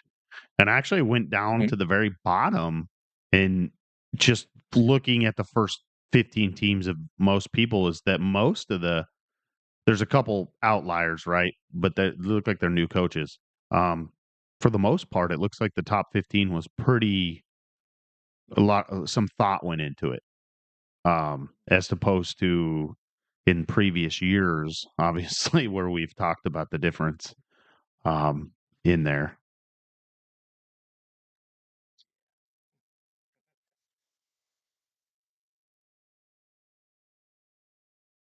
pulling up. Yeah, so you can click on that and you can go. Yeah, Chase. Obviously in the chat, Chase. Yeah, some of the polls are obviously. I'm sure guys vote for different reasons and stuff like that. And you can tell that some are maybe voting because teams are in the same conference as them. Which I don't mind. I don't mind that as much, but it does look like for the most part that the polls we've always talked about it. They kind of work themselves out, right? We have enough large enough sample size where, yeah, Matt, and I think that we talk about that is that you get towards the bottom, and me and Phony were talking about this yesterday. Is that I love the new way that Homie has it. Right, you can really put as much thought into the polls as you want. He's made it. Do you have accessibility to every single stat that you would want? And so it just depends if you want to spend 5 minutes or you want to spend, hours doing your polls. So I told Phony yesterday, I'd rather someone do their poll and it be weird than not do your poll at all. And that's just me. It gives us talking points too, and we get to make fun of people. So I'm definitely, as much as I want to, shake a few people, looking at some of them now, that yes, I would definitely 100% agree. I'd rather people do the polls than not, How even many if have we had they're so far? scary. 3. This is the 3rd one. Why can't I see more? It's scaring me that I didn't do it, but it's showing in my coach contract that I did it. Figured it. Yeah, that's Which how it matrix shows are you for me looking? too. There are Oh. 2 matrices. Are you looking on the right one? Oh, do I have to go to the media matrix? That's where you should be. Okay, then just ignore me. yeah, and Hubbard's Okay. not in the media. Yeah, I was confused too. There's still some members that were missing, but Homie added them this morning to the media. I think Hubbard was one of them, both the Bearcoff brothers, and then Joker weren't in the media, but he thinks he got them all in there today. And so that'll pull, Nice. 4 more coaches. And some guys are listed in both, it looks like. No, they're not either. I don't know. Now, so the audience asked, I think it was CG asked, how do you guys do your voting? And so I'll let each of you guys answer. I'll go first real quick. And so what I do is I pull in, I requested that Homie add in our feature to have your previous poll be accessible. And so what I do is I go in and I'll click all those teams for my previous poll in that order. And then I'll eliminate teams. And so I kind of use that as my baseline for how I vote the next week. But you do have to go find the outlying teams that maybe hadn't played any games and then played all 3. I did have a couple teams like that I had to add in, but that's how I do it. How do you guys vote?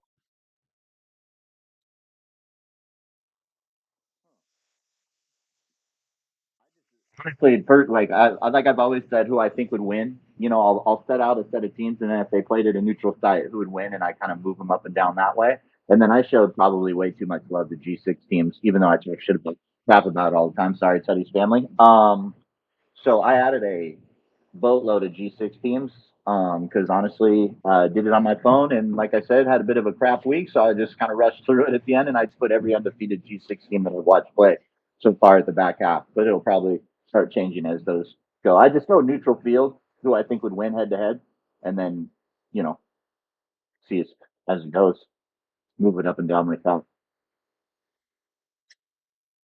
Well, I start out much like how Tim does with looking at my previous poll and seeing what's been happening since then, and make a few movements, and then I make a completely separate list on a little notepad of anyone who I didn't rank, and what they've done, and see like, okay, have I been missing someone, to throw them in, and then I just start shifting and looking at, as while Pat says he goes and looks at who would win on a neutral field, I'm looking more so as far as what the body of work the team has done so far this season. And that is generally going to, affect it for me, especially at this point in the season. So a team that's won 4 games or has beaten a couple notable teams is definitely going to get more love in my poll right now. Yeah, you guys will be shocked by this. I have a spreadsheet that I kind of just keep track of everybody's results, what they've done. I'm a slider, I'm a slider, right? If I had you at 1 last week and you didn't do anything to not to deserve that, I'll leave you at 1. If you were 7 and you had a bad week, I'm going to slide you down. So I'm a slider. I know people like to start over every week sometimes. I just feel like if I thought you were the number 10 team last week and you won again, why would I all of a sudden think you're 18 or 19, right? So, and then, maybe at the end of the year, when you start thinking about some different things, maybe it changes. But I think if, as long as you're putting some thought into it, I don't care if you restart every week or slide. I just want you to, like, really the polls this week, when you look at the matrix, there are a few really bad ones, but I do feel like there's a lot more guys tighter at the top than normal this week. Mm-hmm. Yeah, I pretty much like I go by I take the previous poll, right? Previous week's poll overall. Then I break them down by quadrants, right? Like I'll take like this past week, I'd put like Georgia, Bama, Oregon, Ohio State kind of together. Look at their body of work, right? And rank them based off that. And then I kind of do that like each group down the line until I get to like that bottom, like say 18 to 25, like 20 to 25. Then kind of like what like Pat does and stuff. I look to see who's got their games played in, like their record, stuff like that, who they played against as well. Especially once we get down towards halfway through the season, towards the end of it. So yeah, I'm more of like previous week than the group kind of guy. It's kind of how I break it down myself.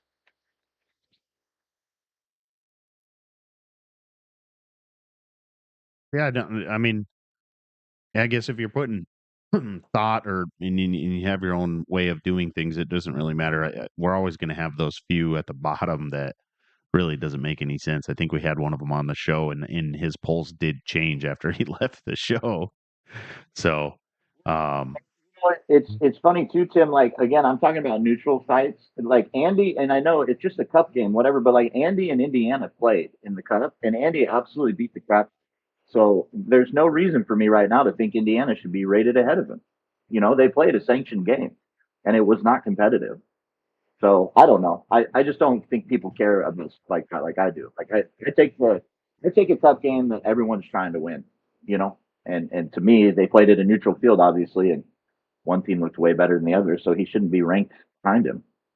It's just the way it's. Phony, they want to know what number is behind you. Jersey number 13. Ronald Acuna. Okay. That's Ronald Acuna. Yeah. Oh, interesting. Favorite baseball player? Love Ronald Acuna. Is he still really good? I don't watch enough baseball. Yes, he's really good. He was injured a lot last year. He was injured a little bit this year, then he came back, and yeah, he's still really good. He's no PCA, but he's cool. Hey, I don't know. No, PCA is really good too, but I love Acuna. So I hope PCA keeps it going. He was really hot last year, and he's really good. Anything in the playoffs. Yeah. Yeah, baseball's ugly for me this year. The Mariners. Hey, as long as the Dodgers don't win it, I think we can all agree. As long as the Dodgers don't win anything, we're all happy. And doesn't Cal Raleigh I would cheer the worst average in baseball?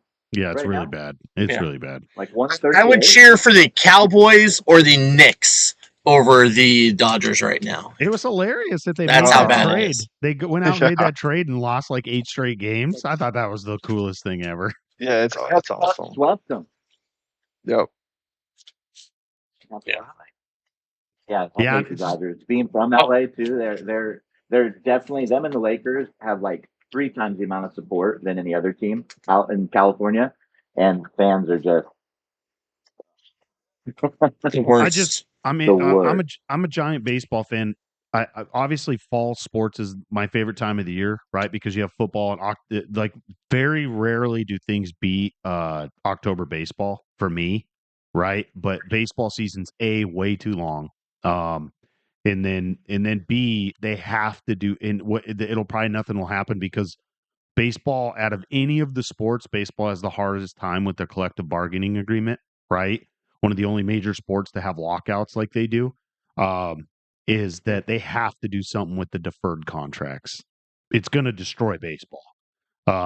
When you're talking about balancing, right? Like you can't expect every market team to be able to go out and spend $1 billion on payroll, right? Because they defer those contracts.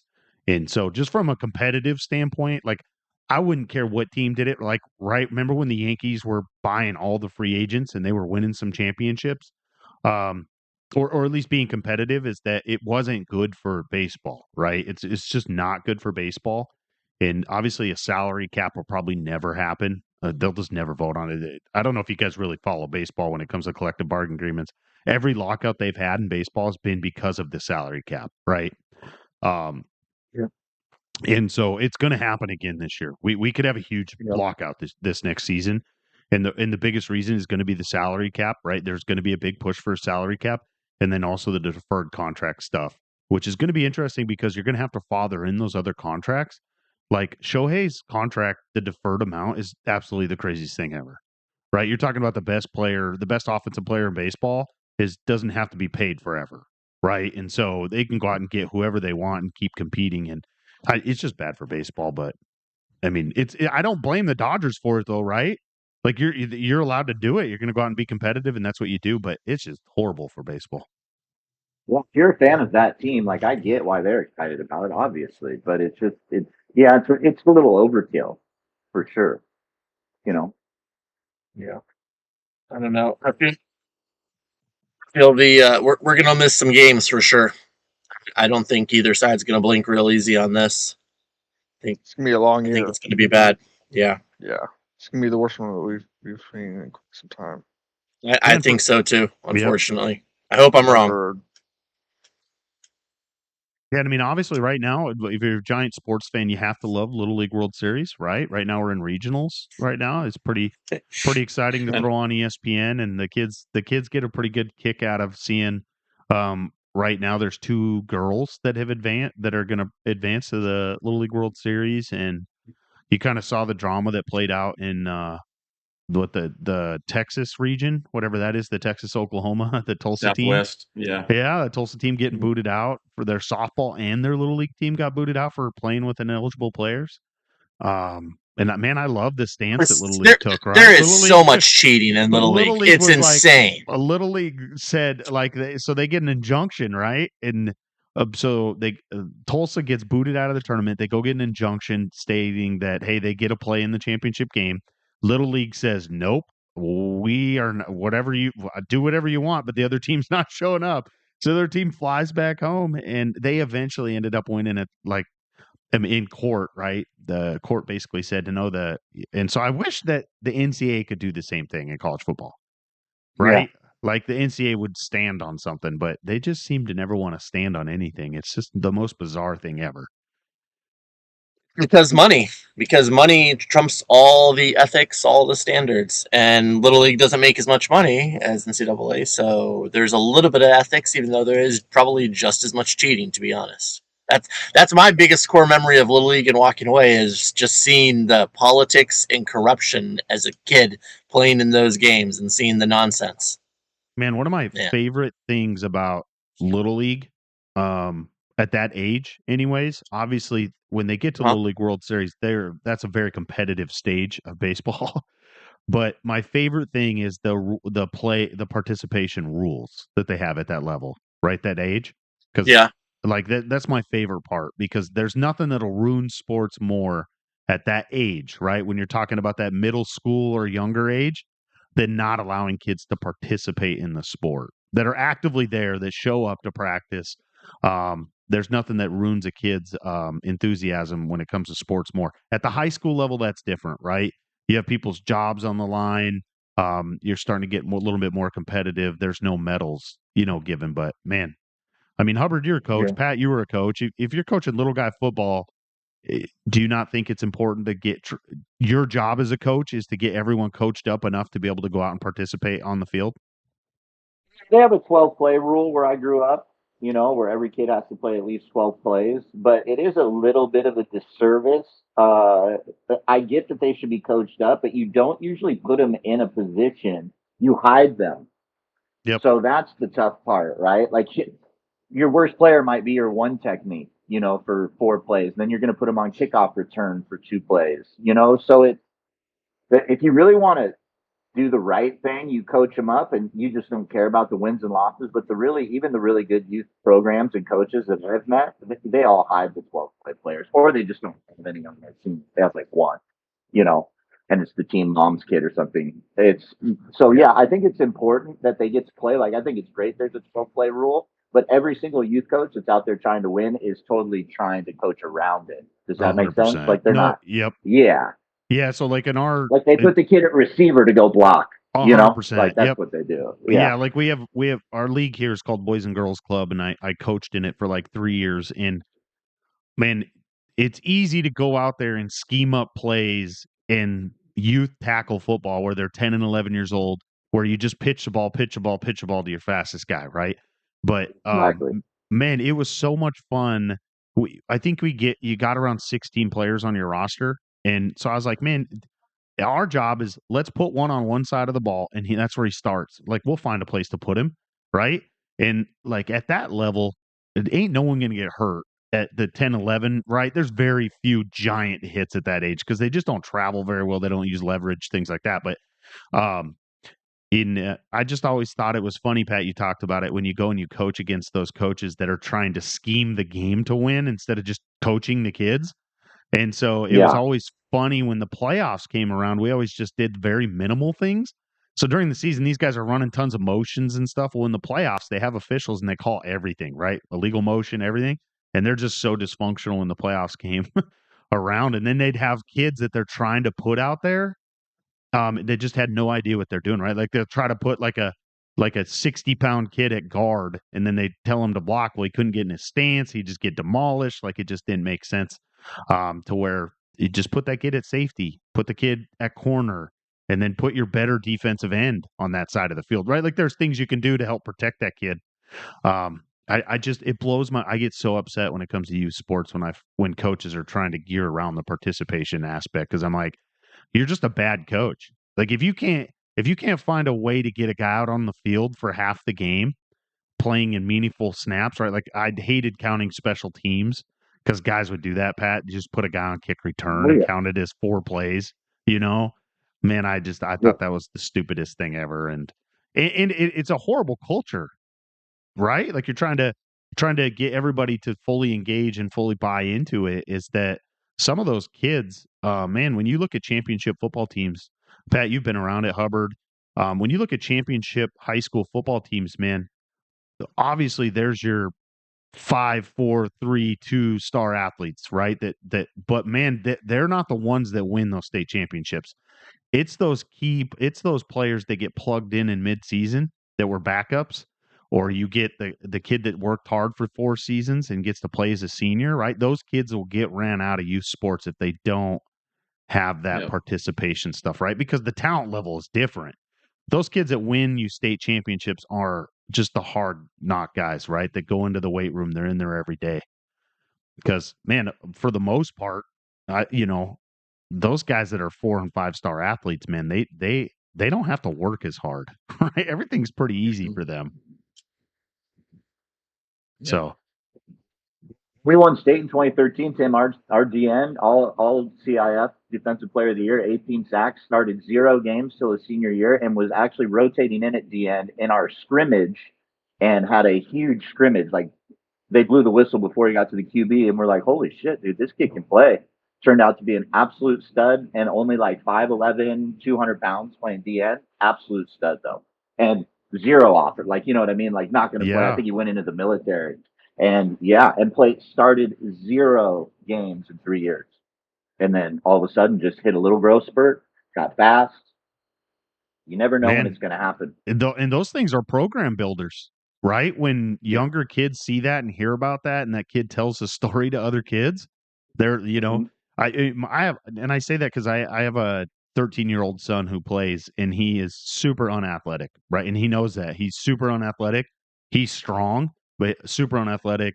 And his goal is, he's like, hey, man, I probably won't play until I'm a senior, but I'm going to play, right? Like I'm going to start. He truly believes he's going to play college football and he's going to go play in the NFL, but he understands that, like, hey, like none of it's easy for him. He works and runs all the time, and he's slow, but those things, he builds culture. He's a great teammate, man. He sits on the sideline and he'll be the loudest cheer and stuff like that, and that's what programs need. So we're a little off topic here, but youth sports, lots of dads, lots of coaches in here. So, well, let's jump into the games of the week here, huh? The pick'ems. We're working on. You saw I threw up a standings page, but we're kind of working through it and stuff like that. It looks to be pretty close. The pick'ems, obviously, the first week ended up being there were a lot of upsets for us in the first week, and then in the second week, I think we almost all picked the same teams except Phony picked one opposite, and I think that was the only difference. I think all of us went 6-0, and then Phony went 5-1. But next week I'll have the standings page updated. I actually don't think you're doing bad though, Phony, because the previous week. But I'll get that updated. So okay, that's good. That's good. I've turned it around. Week 1 was a little nuts though, for sure. Yep. So Penguin, I think you're leading up with a game of the week here. Okay, I see the list now. Gotcha. All right. Stop looking at your roster, Penguin. Sorry, I don't have my glass of wine. I'm thrown off. I'm not in my element right now. All right. Well, our first game, we're going to lead off with an SEC contest. We've got Missouri, who we've talked up a bunch on the show, is hosting the Florida Swamp Donkeys. And, I mean, Missouri, they edged out USC, beat up Kansas, took care of Mississippi State. All teams, I mean, that they probably on their level or that they should be. So, I mean, they've definitely taken care of business. Florida, on the other hand, has had a good start as well. They're 3-1. Their one loss was a tough game, which I had the privilege of watching, versus Ole Miss, which was a fun battle. They gave Auburn their only loss of the season and beat UCF, can't talk, and TCU early this season as well. The thing that stands out to me in this matchup is we're going on the road in the SEC, which, even though home field advantage doesn't seem to be quite the bear it's been in years past, it still matters some.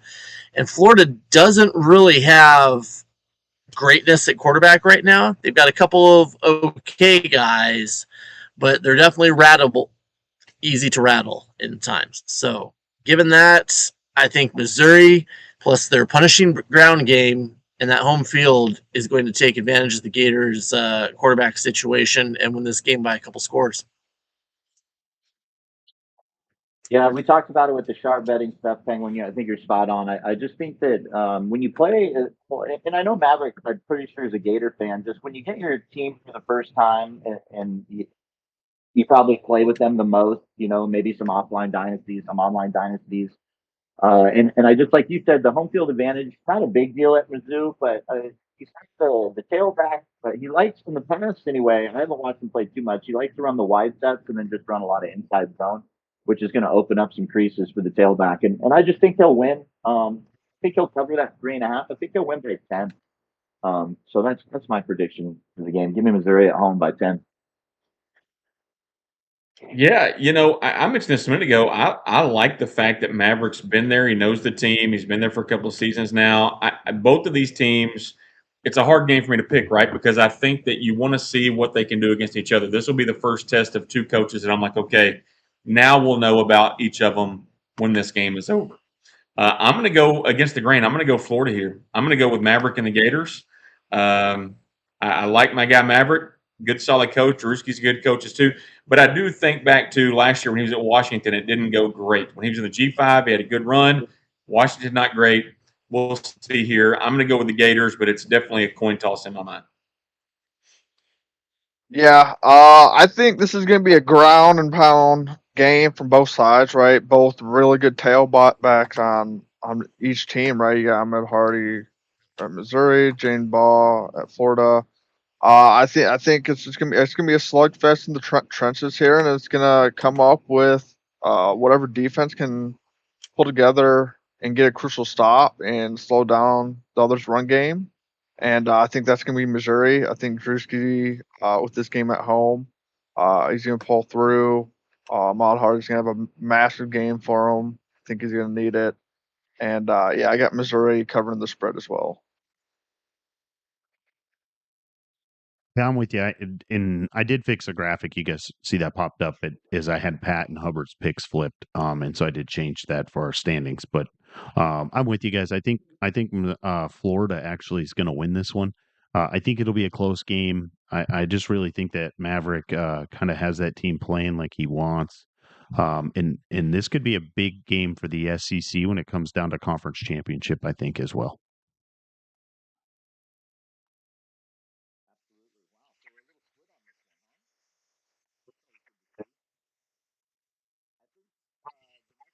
Going on is Miami going out to Clemson, Death Valley.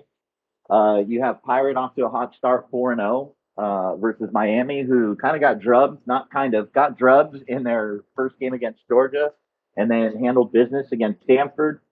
I went with Clemson in this one, number one at home. But number two, I really like the way the quarterback's playing for Clemson. As we know, they don't have a lot of good ones on the roster, but their quarterback right now, 78% passer with 8 touchdowns and only 3 picks on the year, with a 263 QBR or quarterback rating, excuse me. And then you look out for this guy on defense for them, Sammy Brown, 24 tackles, okay, 9 tackles for loss. This is their middle linebacker. All right. And 3 picks, as well as 2 forced fumbles and 2 pass breakups. Absolute stud on defense. And I think the Clemson defense will help the Tigers win in a close one by 3. So give me Clemson. Stay undefeated. Yeah, so I think you bring up good points. I'm going to go opposite you on this one and take Miami, and here's why. He has to win this game. Like he's desperate here. He has to win this game, or we're going to have another Miami coach get fired, right? Clemson, on the other hand, is playing well. Pirates do, but I'm going to go with Jumper and the Hurricanes because he has to have it. I don't know that I would wager money on it, right? But I definitely think that Jumper has to get this one done. I'm taking the Canes. Yeah, I'm with Pat here. I think this game's gonna be very, very close. I just think it's gonna help a lot with this game being at home for Clemson, and I think that's gonna be the difference factor in this game here. Because that home field for Clemson's is really good, and we all know Clemson teams, they always have a good defense. Even if you don't know any players, you can just say that Tigers defense is good. They always have a good defense. So I can't pick Miami regardless. It would be like me robbing a bank. So yeah, I got Tigers. Tigers covering the spread. I think this one's going to come down to the defense. For me, is Clemson's, defense. That front 7 really is going to kind of control the game. He's going to force Miami to have to push the ball down the field, and I think that's going to result in some turnovers. I'm with you though, Hubbard. This is like one of those games where you're bringing out all the stops if you're Miami, and you got to be probably uber aggressive. And I just think that that's not going to play into how the game should play out for him. And so I do have Clemson winning this one. I have got to jump on the bandwagon with the Tigers as well. And I think the reason is because there is the pressure on Miami. So, yes, they need to win this game. I think that early season pressure is not a positive thing for them. And Clemson, I think it's going to be because of they've got enough speed to hang with what Miami brings. Specifically, they've got a couple of really fast cornerbacks. They're going to be able to go after those passes that are hanging there. But I think the player of this game, as Pirate has shown in past, the man knows how to get some stuff done with a shifty running back. And he has got a burner in, Chris Johnson Jr. sitting at running back for him. And that dude is going to put up a lot of yards in this game. Yeah, I definitely hit the over on this one, right? With both these coaches, pretty good offensive coaches. I definitely hit the over. I think it was like 70. It was last time I looked, it was like 70 something, low 70s. It's 78.5 right now. Oh, there you go. So people are probably listening. First half, maybe, for that, yeah. All right. Well, the next one up is an ACC matchup, and it's one that features the 2-0 Virginia Cavaliers and our man Twista taking on our man Wilds and those Florida State Seminoles that are 2-1. On paper, when you look at this thing, there's a lot of reasons to go with the Seminoles here. Trey Wisner, almost 500 yards, 4 touchdowns, the quarterback. The starting quarterback, anyway, Ashton Daniels, has thrown no interceptions. Virginia's quarterback, Bo Pribula, has thrown 2. The running back doesn't seem to be there.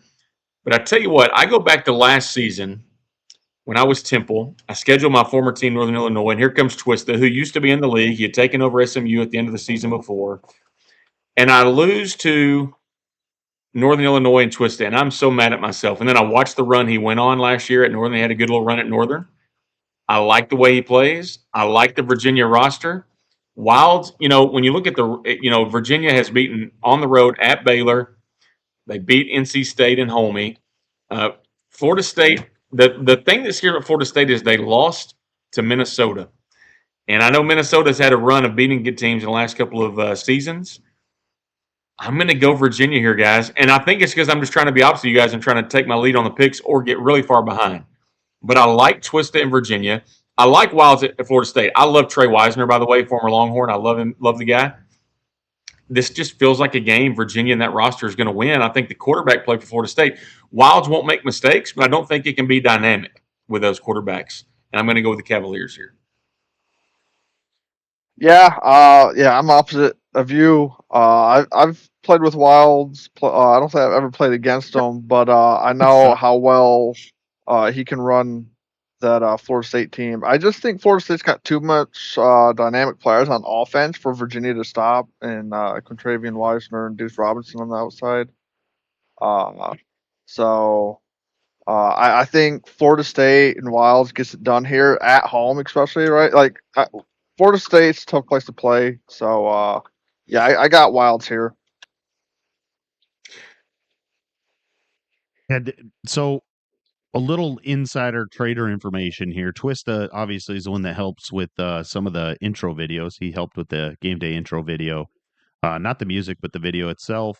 And he's been extremely busy right now. He umps baseball, and it's a really busy time for him right now in the fall.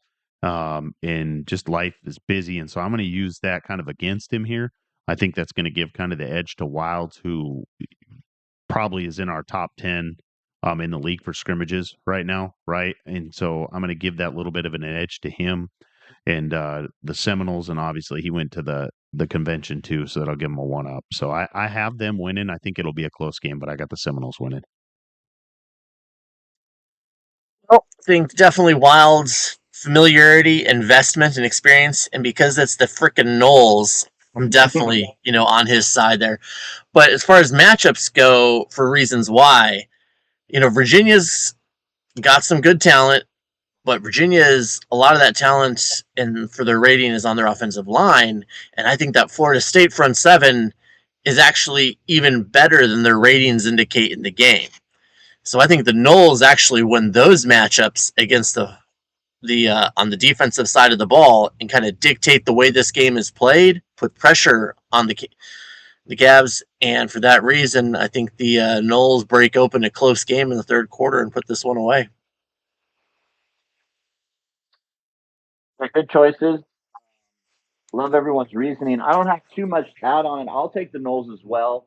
I think Wilds ran into what we've all probably done in here before, and I don't want to put down any of his opponents, but I think he probably overlooked Minnesota, and that's why he lost. It happens to all of us. You think about, he was probably thinking more about the SMU game on his schedule, and didn't, and probably didn't put enough thought into the Minnesota game, and then weird stuff starts happening during a game, and you get yourself into some serious trouble.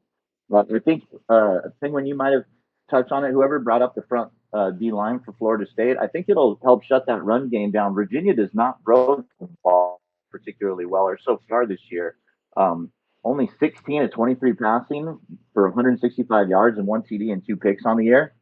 Mm-hmm. I don't know. You can't be a one-trick pony. You got to be able to do both. And so give me the Seminoles in this one.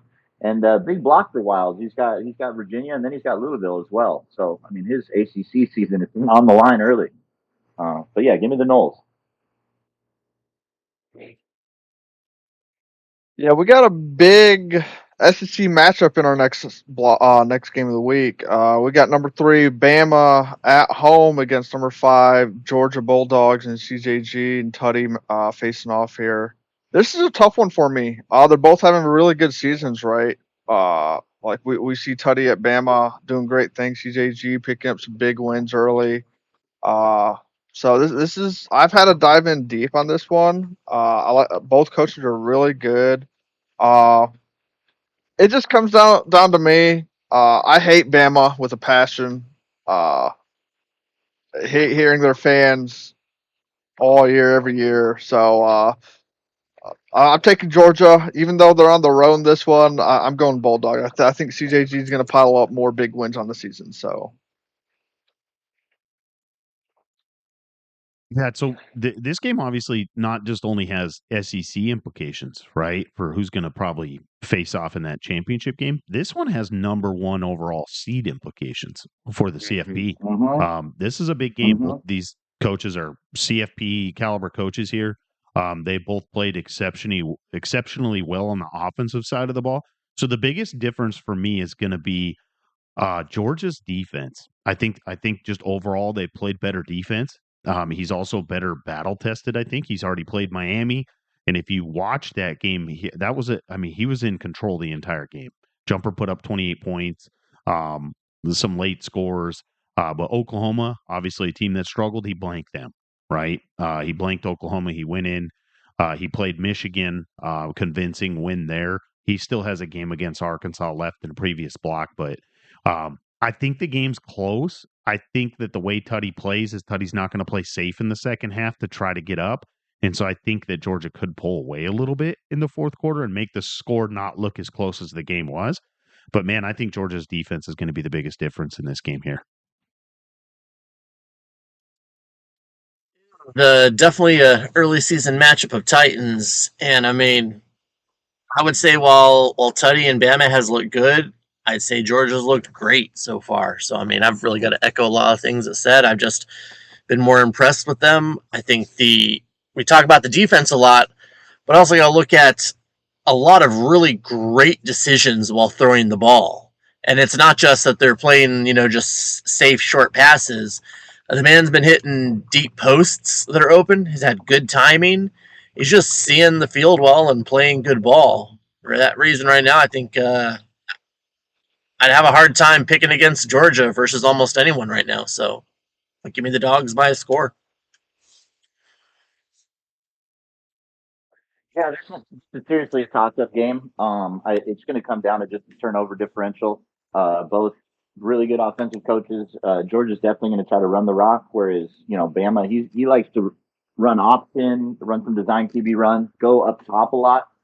But I just feel like in this game, the Georgia's just kind of on a bit of a roll, and I just think it'll be your typical final drive type game, and I think Georgia will drive down the field or be one of those games where he needs to close the game out with a couple first downs. And he's got Nate Frazier, man. That guy was nasty last game, and he's even better in this one. So, yeah, give me the Bulldogs in probably maybe one of our better games of the year so far in the season. Yeah, I've been on CJG all season, right? As far as one of the teams I think can win it all. You heard me say that earlier. I'm going to take him to win this game. The one thing that scares me here is, has he been in one of these battles before that has so much riding on it that we talked about? And I think telling some people this week it's hard to win in this league. You can't even imagine what it's like to win a game like that, to be in that situation, knowing what's on the line there. I'm going to go Georgia, but I'm with you guys. It's going to be a really close one and probably a really good showcase of what our league is with some of the top users.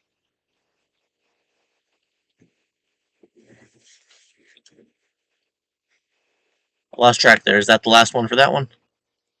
Yes, sir. Yes, sir. All right. Okay. So moving along, we've got another ACC matchup here. The Virginia Tech Hokies heading out west to play Cal, which makes total sense for an ACC game. But we've had a contrast in styles to the way these teams have played so far this season. Cal, good start at 3-1, has put up better than 30 points in every game they've played this season. Won a game where both teams scored 40, won 56-33, lost 34-38. So, I mean, no stranger to shootouts. Where conversely, the Hokies have scored more than 30 points only once this season. but that was a pretty impressive win over Houston by multiple scores. And they won an ugly knockdown defensive battle versus BC 10-6. So, I mean, this is going to be a classic case of, I think, whoever can dictate how this game is played. And I think on those matchups, I look at the Cal's strengths, it's offense. And the strengths for the Hokies, Coach Chase, the man's a fantastic user, plays strong defense. I'm taking defense over offense, even on the road here. I think the Hokies make this a tight, ugly game. No one reaches 30 in points, and for that reason, they take a close one here. Yeah, I think we're going to kind of get the resurgence of the old VT a little bit. He did lose to Tennessee earlier in the year, but then he had a nice bounce back win. It's escaping me who it was. We talked about it earlier. I just think Houston. with Coach, Houston. Thank you. With Coach Franklin back, the roster is going to continue to get better, and I think when your team is more fun to play with, sometimes you turn the game on more and play. Mm-hmm. It is what it is. And I think with his team being really good, because they've been really bad since we've come back. Like, they have not been good at football. And I think that, I think MGR, I think Cal's one of the most slept on teams in this entire game. They're a blast to use. They have huge receivers. They have fast safeties. But I just think this is another tight game. Give me the Hokies by 6. Yeah, Penguin kind of made my points for me without knowing it. But on this game, 90% of this league can find a way to score points. Offense is easier. 90% of this league can't play defense, but Chase can. I think that makes a huge difference for that reason. And what Pat said, the roster is going to continue to get better. I think Chase is going to have a good season, and he'll have a good game cycle, I think, too. And I'm going to go the Hokies here also. Yeah, you all touched on it pretty well, right? Like Hubbard just said, right? About not many people knowing how to play defense, how defense is hard. It's really hard. If you know how to play defense, it goes a long way. I think that's going to be the deciding factor in this game as well. And also, like, Chase being at VT for as long as he's been, he knows that team inside out. Even being your favorite team, you know, if that's your favorite team, you know how to run that team better than anyone else. So, that helps a lot. So yeah, I'm going Virginia Tech on the road here. Yeah, I'm with you guys. I think this is the year that Chase kind of is. We're gonna figure it out. We're always pretty high on him, and then something happens. But Cal's having a really good season. I think the game's going to be close. But man, my pick is VT representing in the ACC championship game, so I can't let that down now.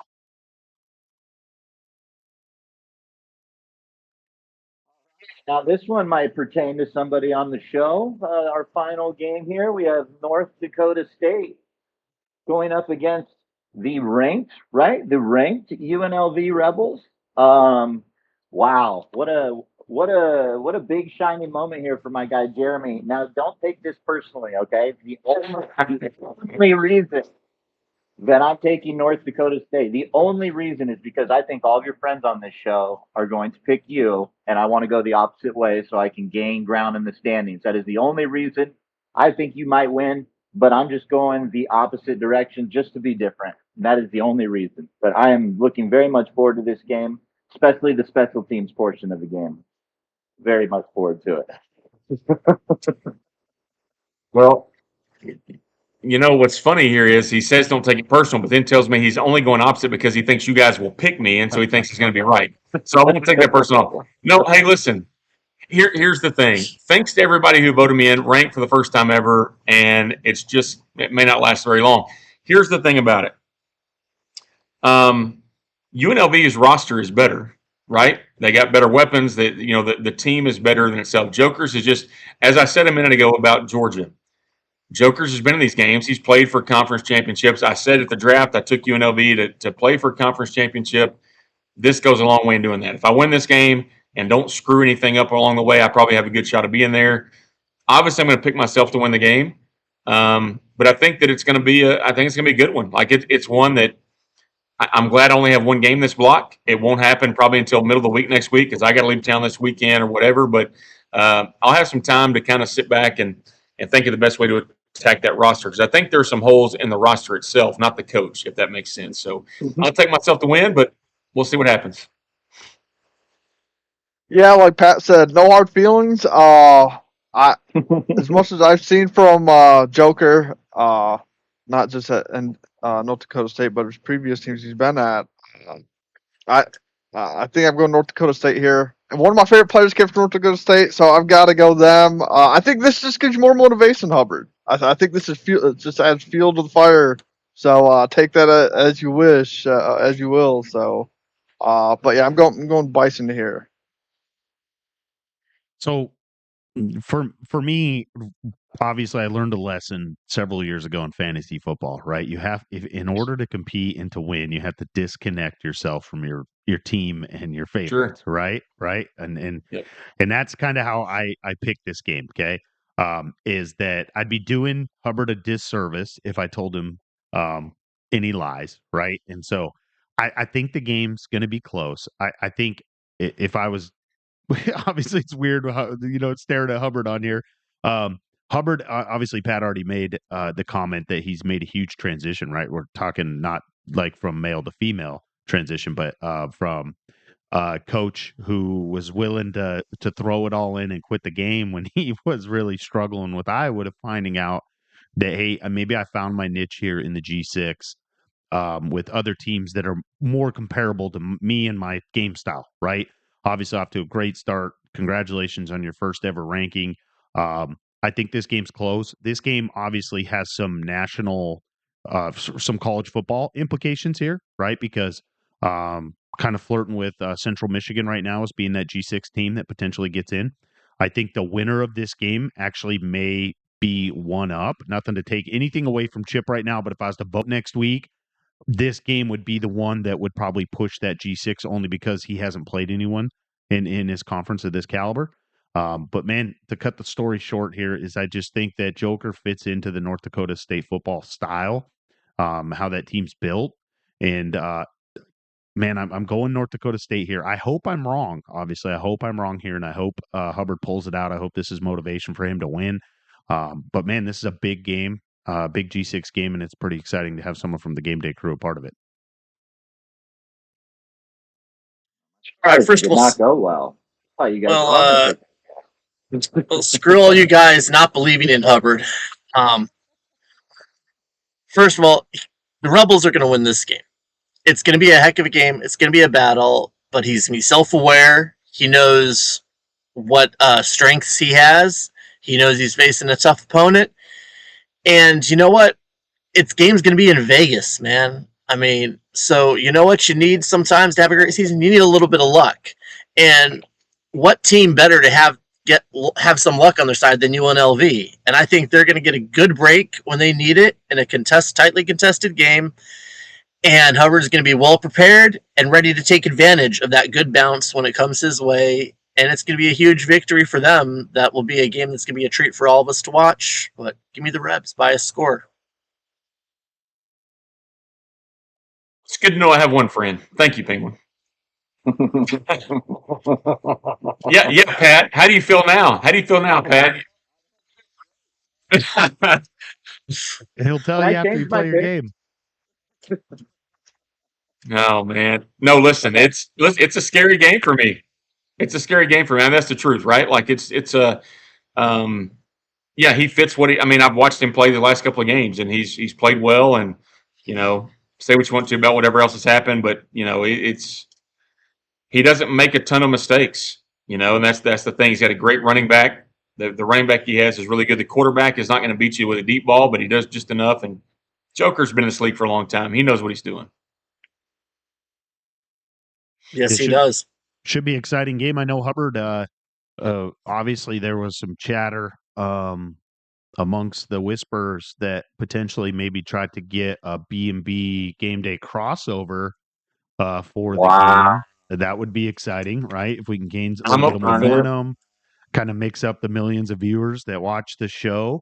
And so, obviously, if any of the B&B faithful are out there listening, we could put that bug into Mark, Jeff, and Joker's ear about doing some type of crossover game.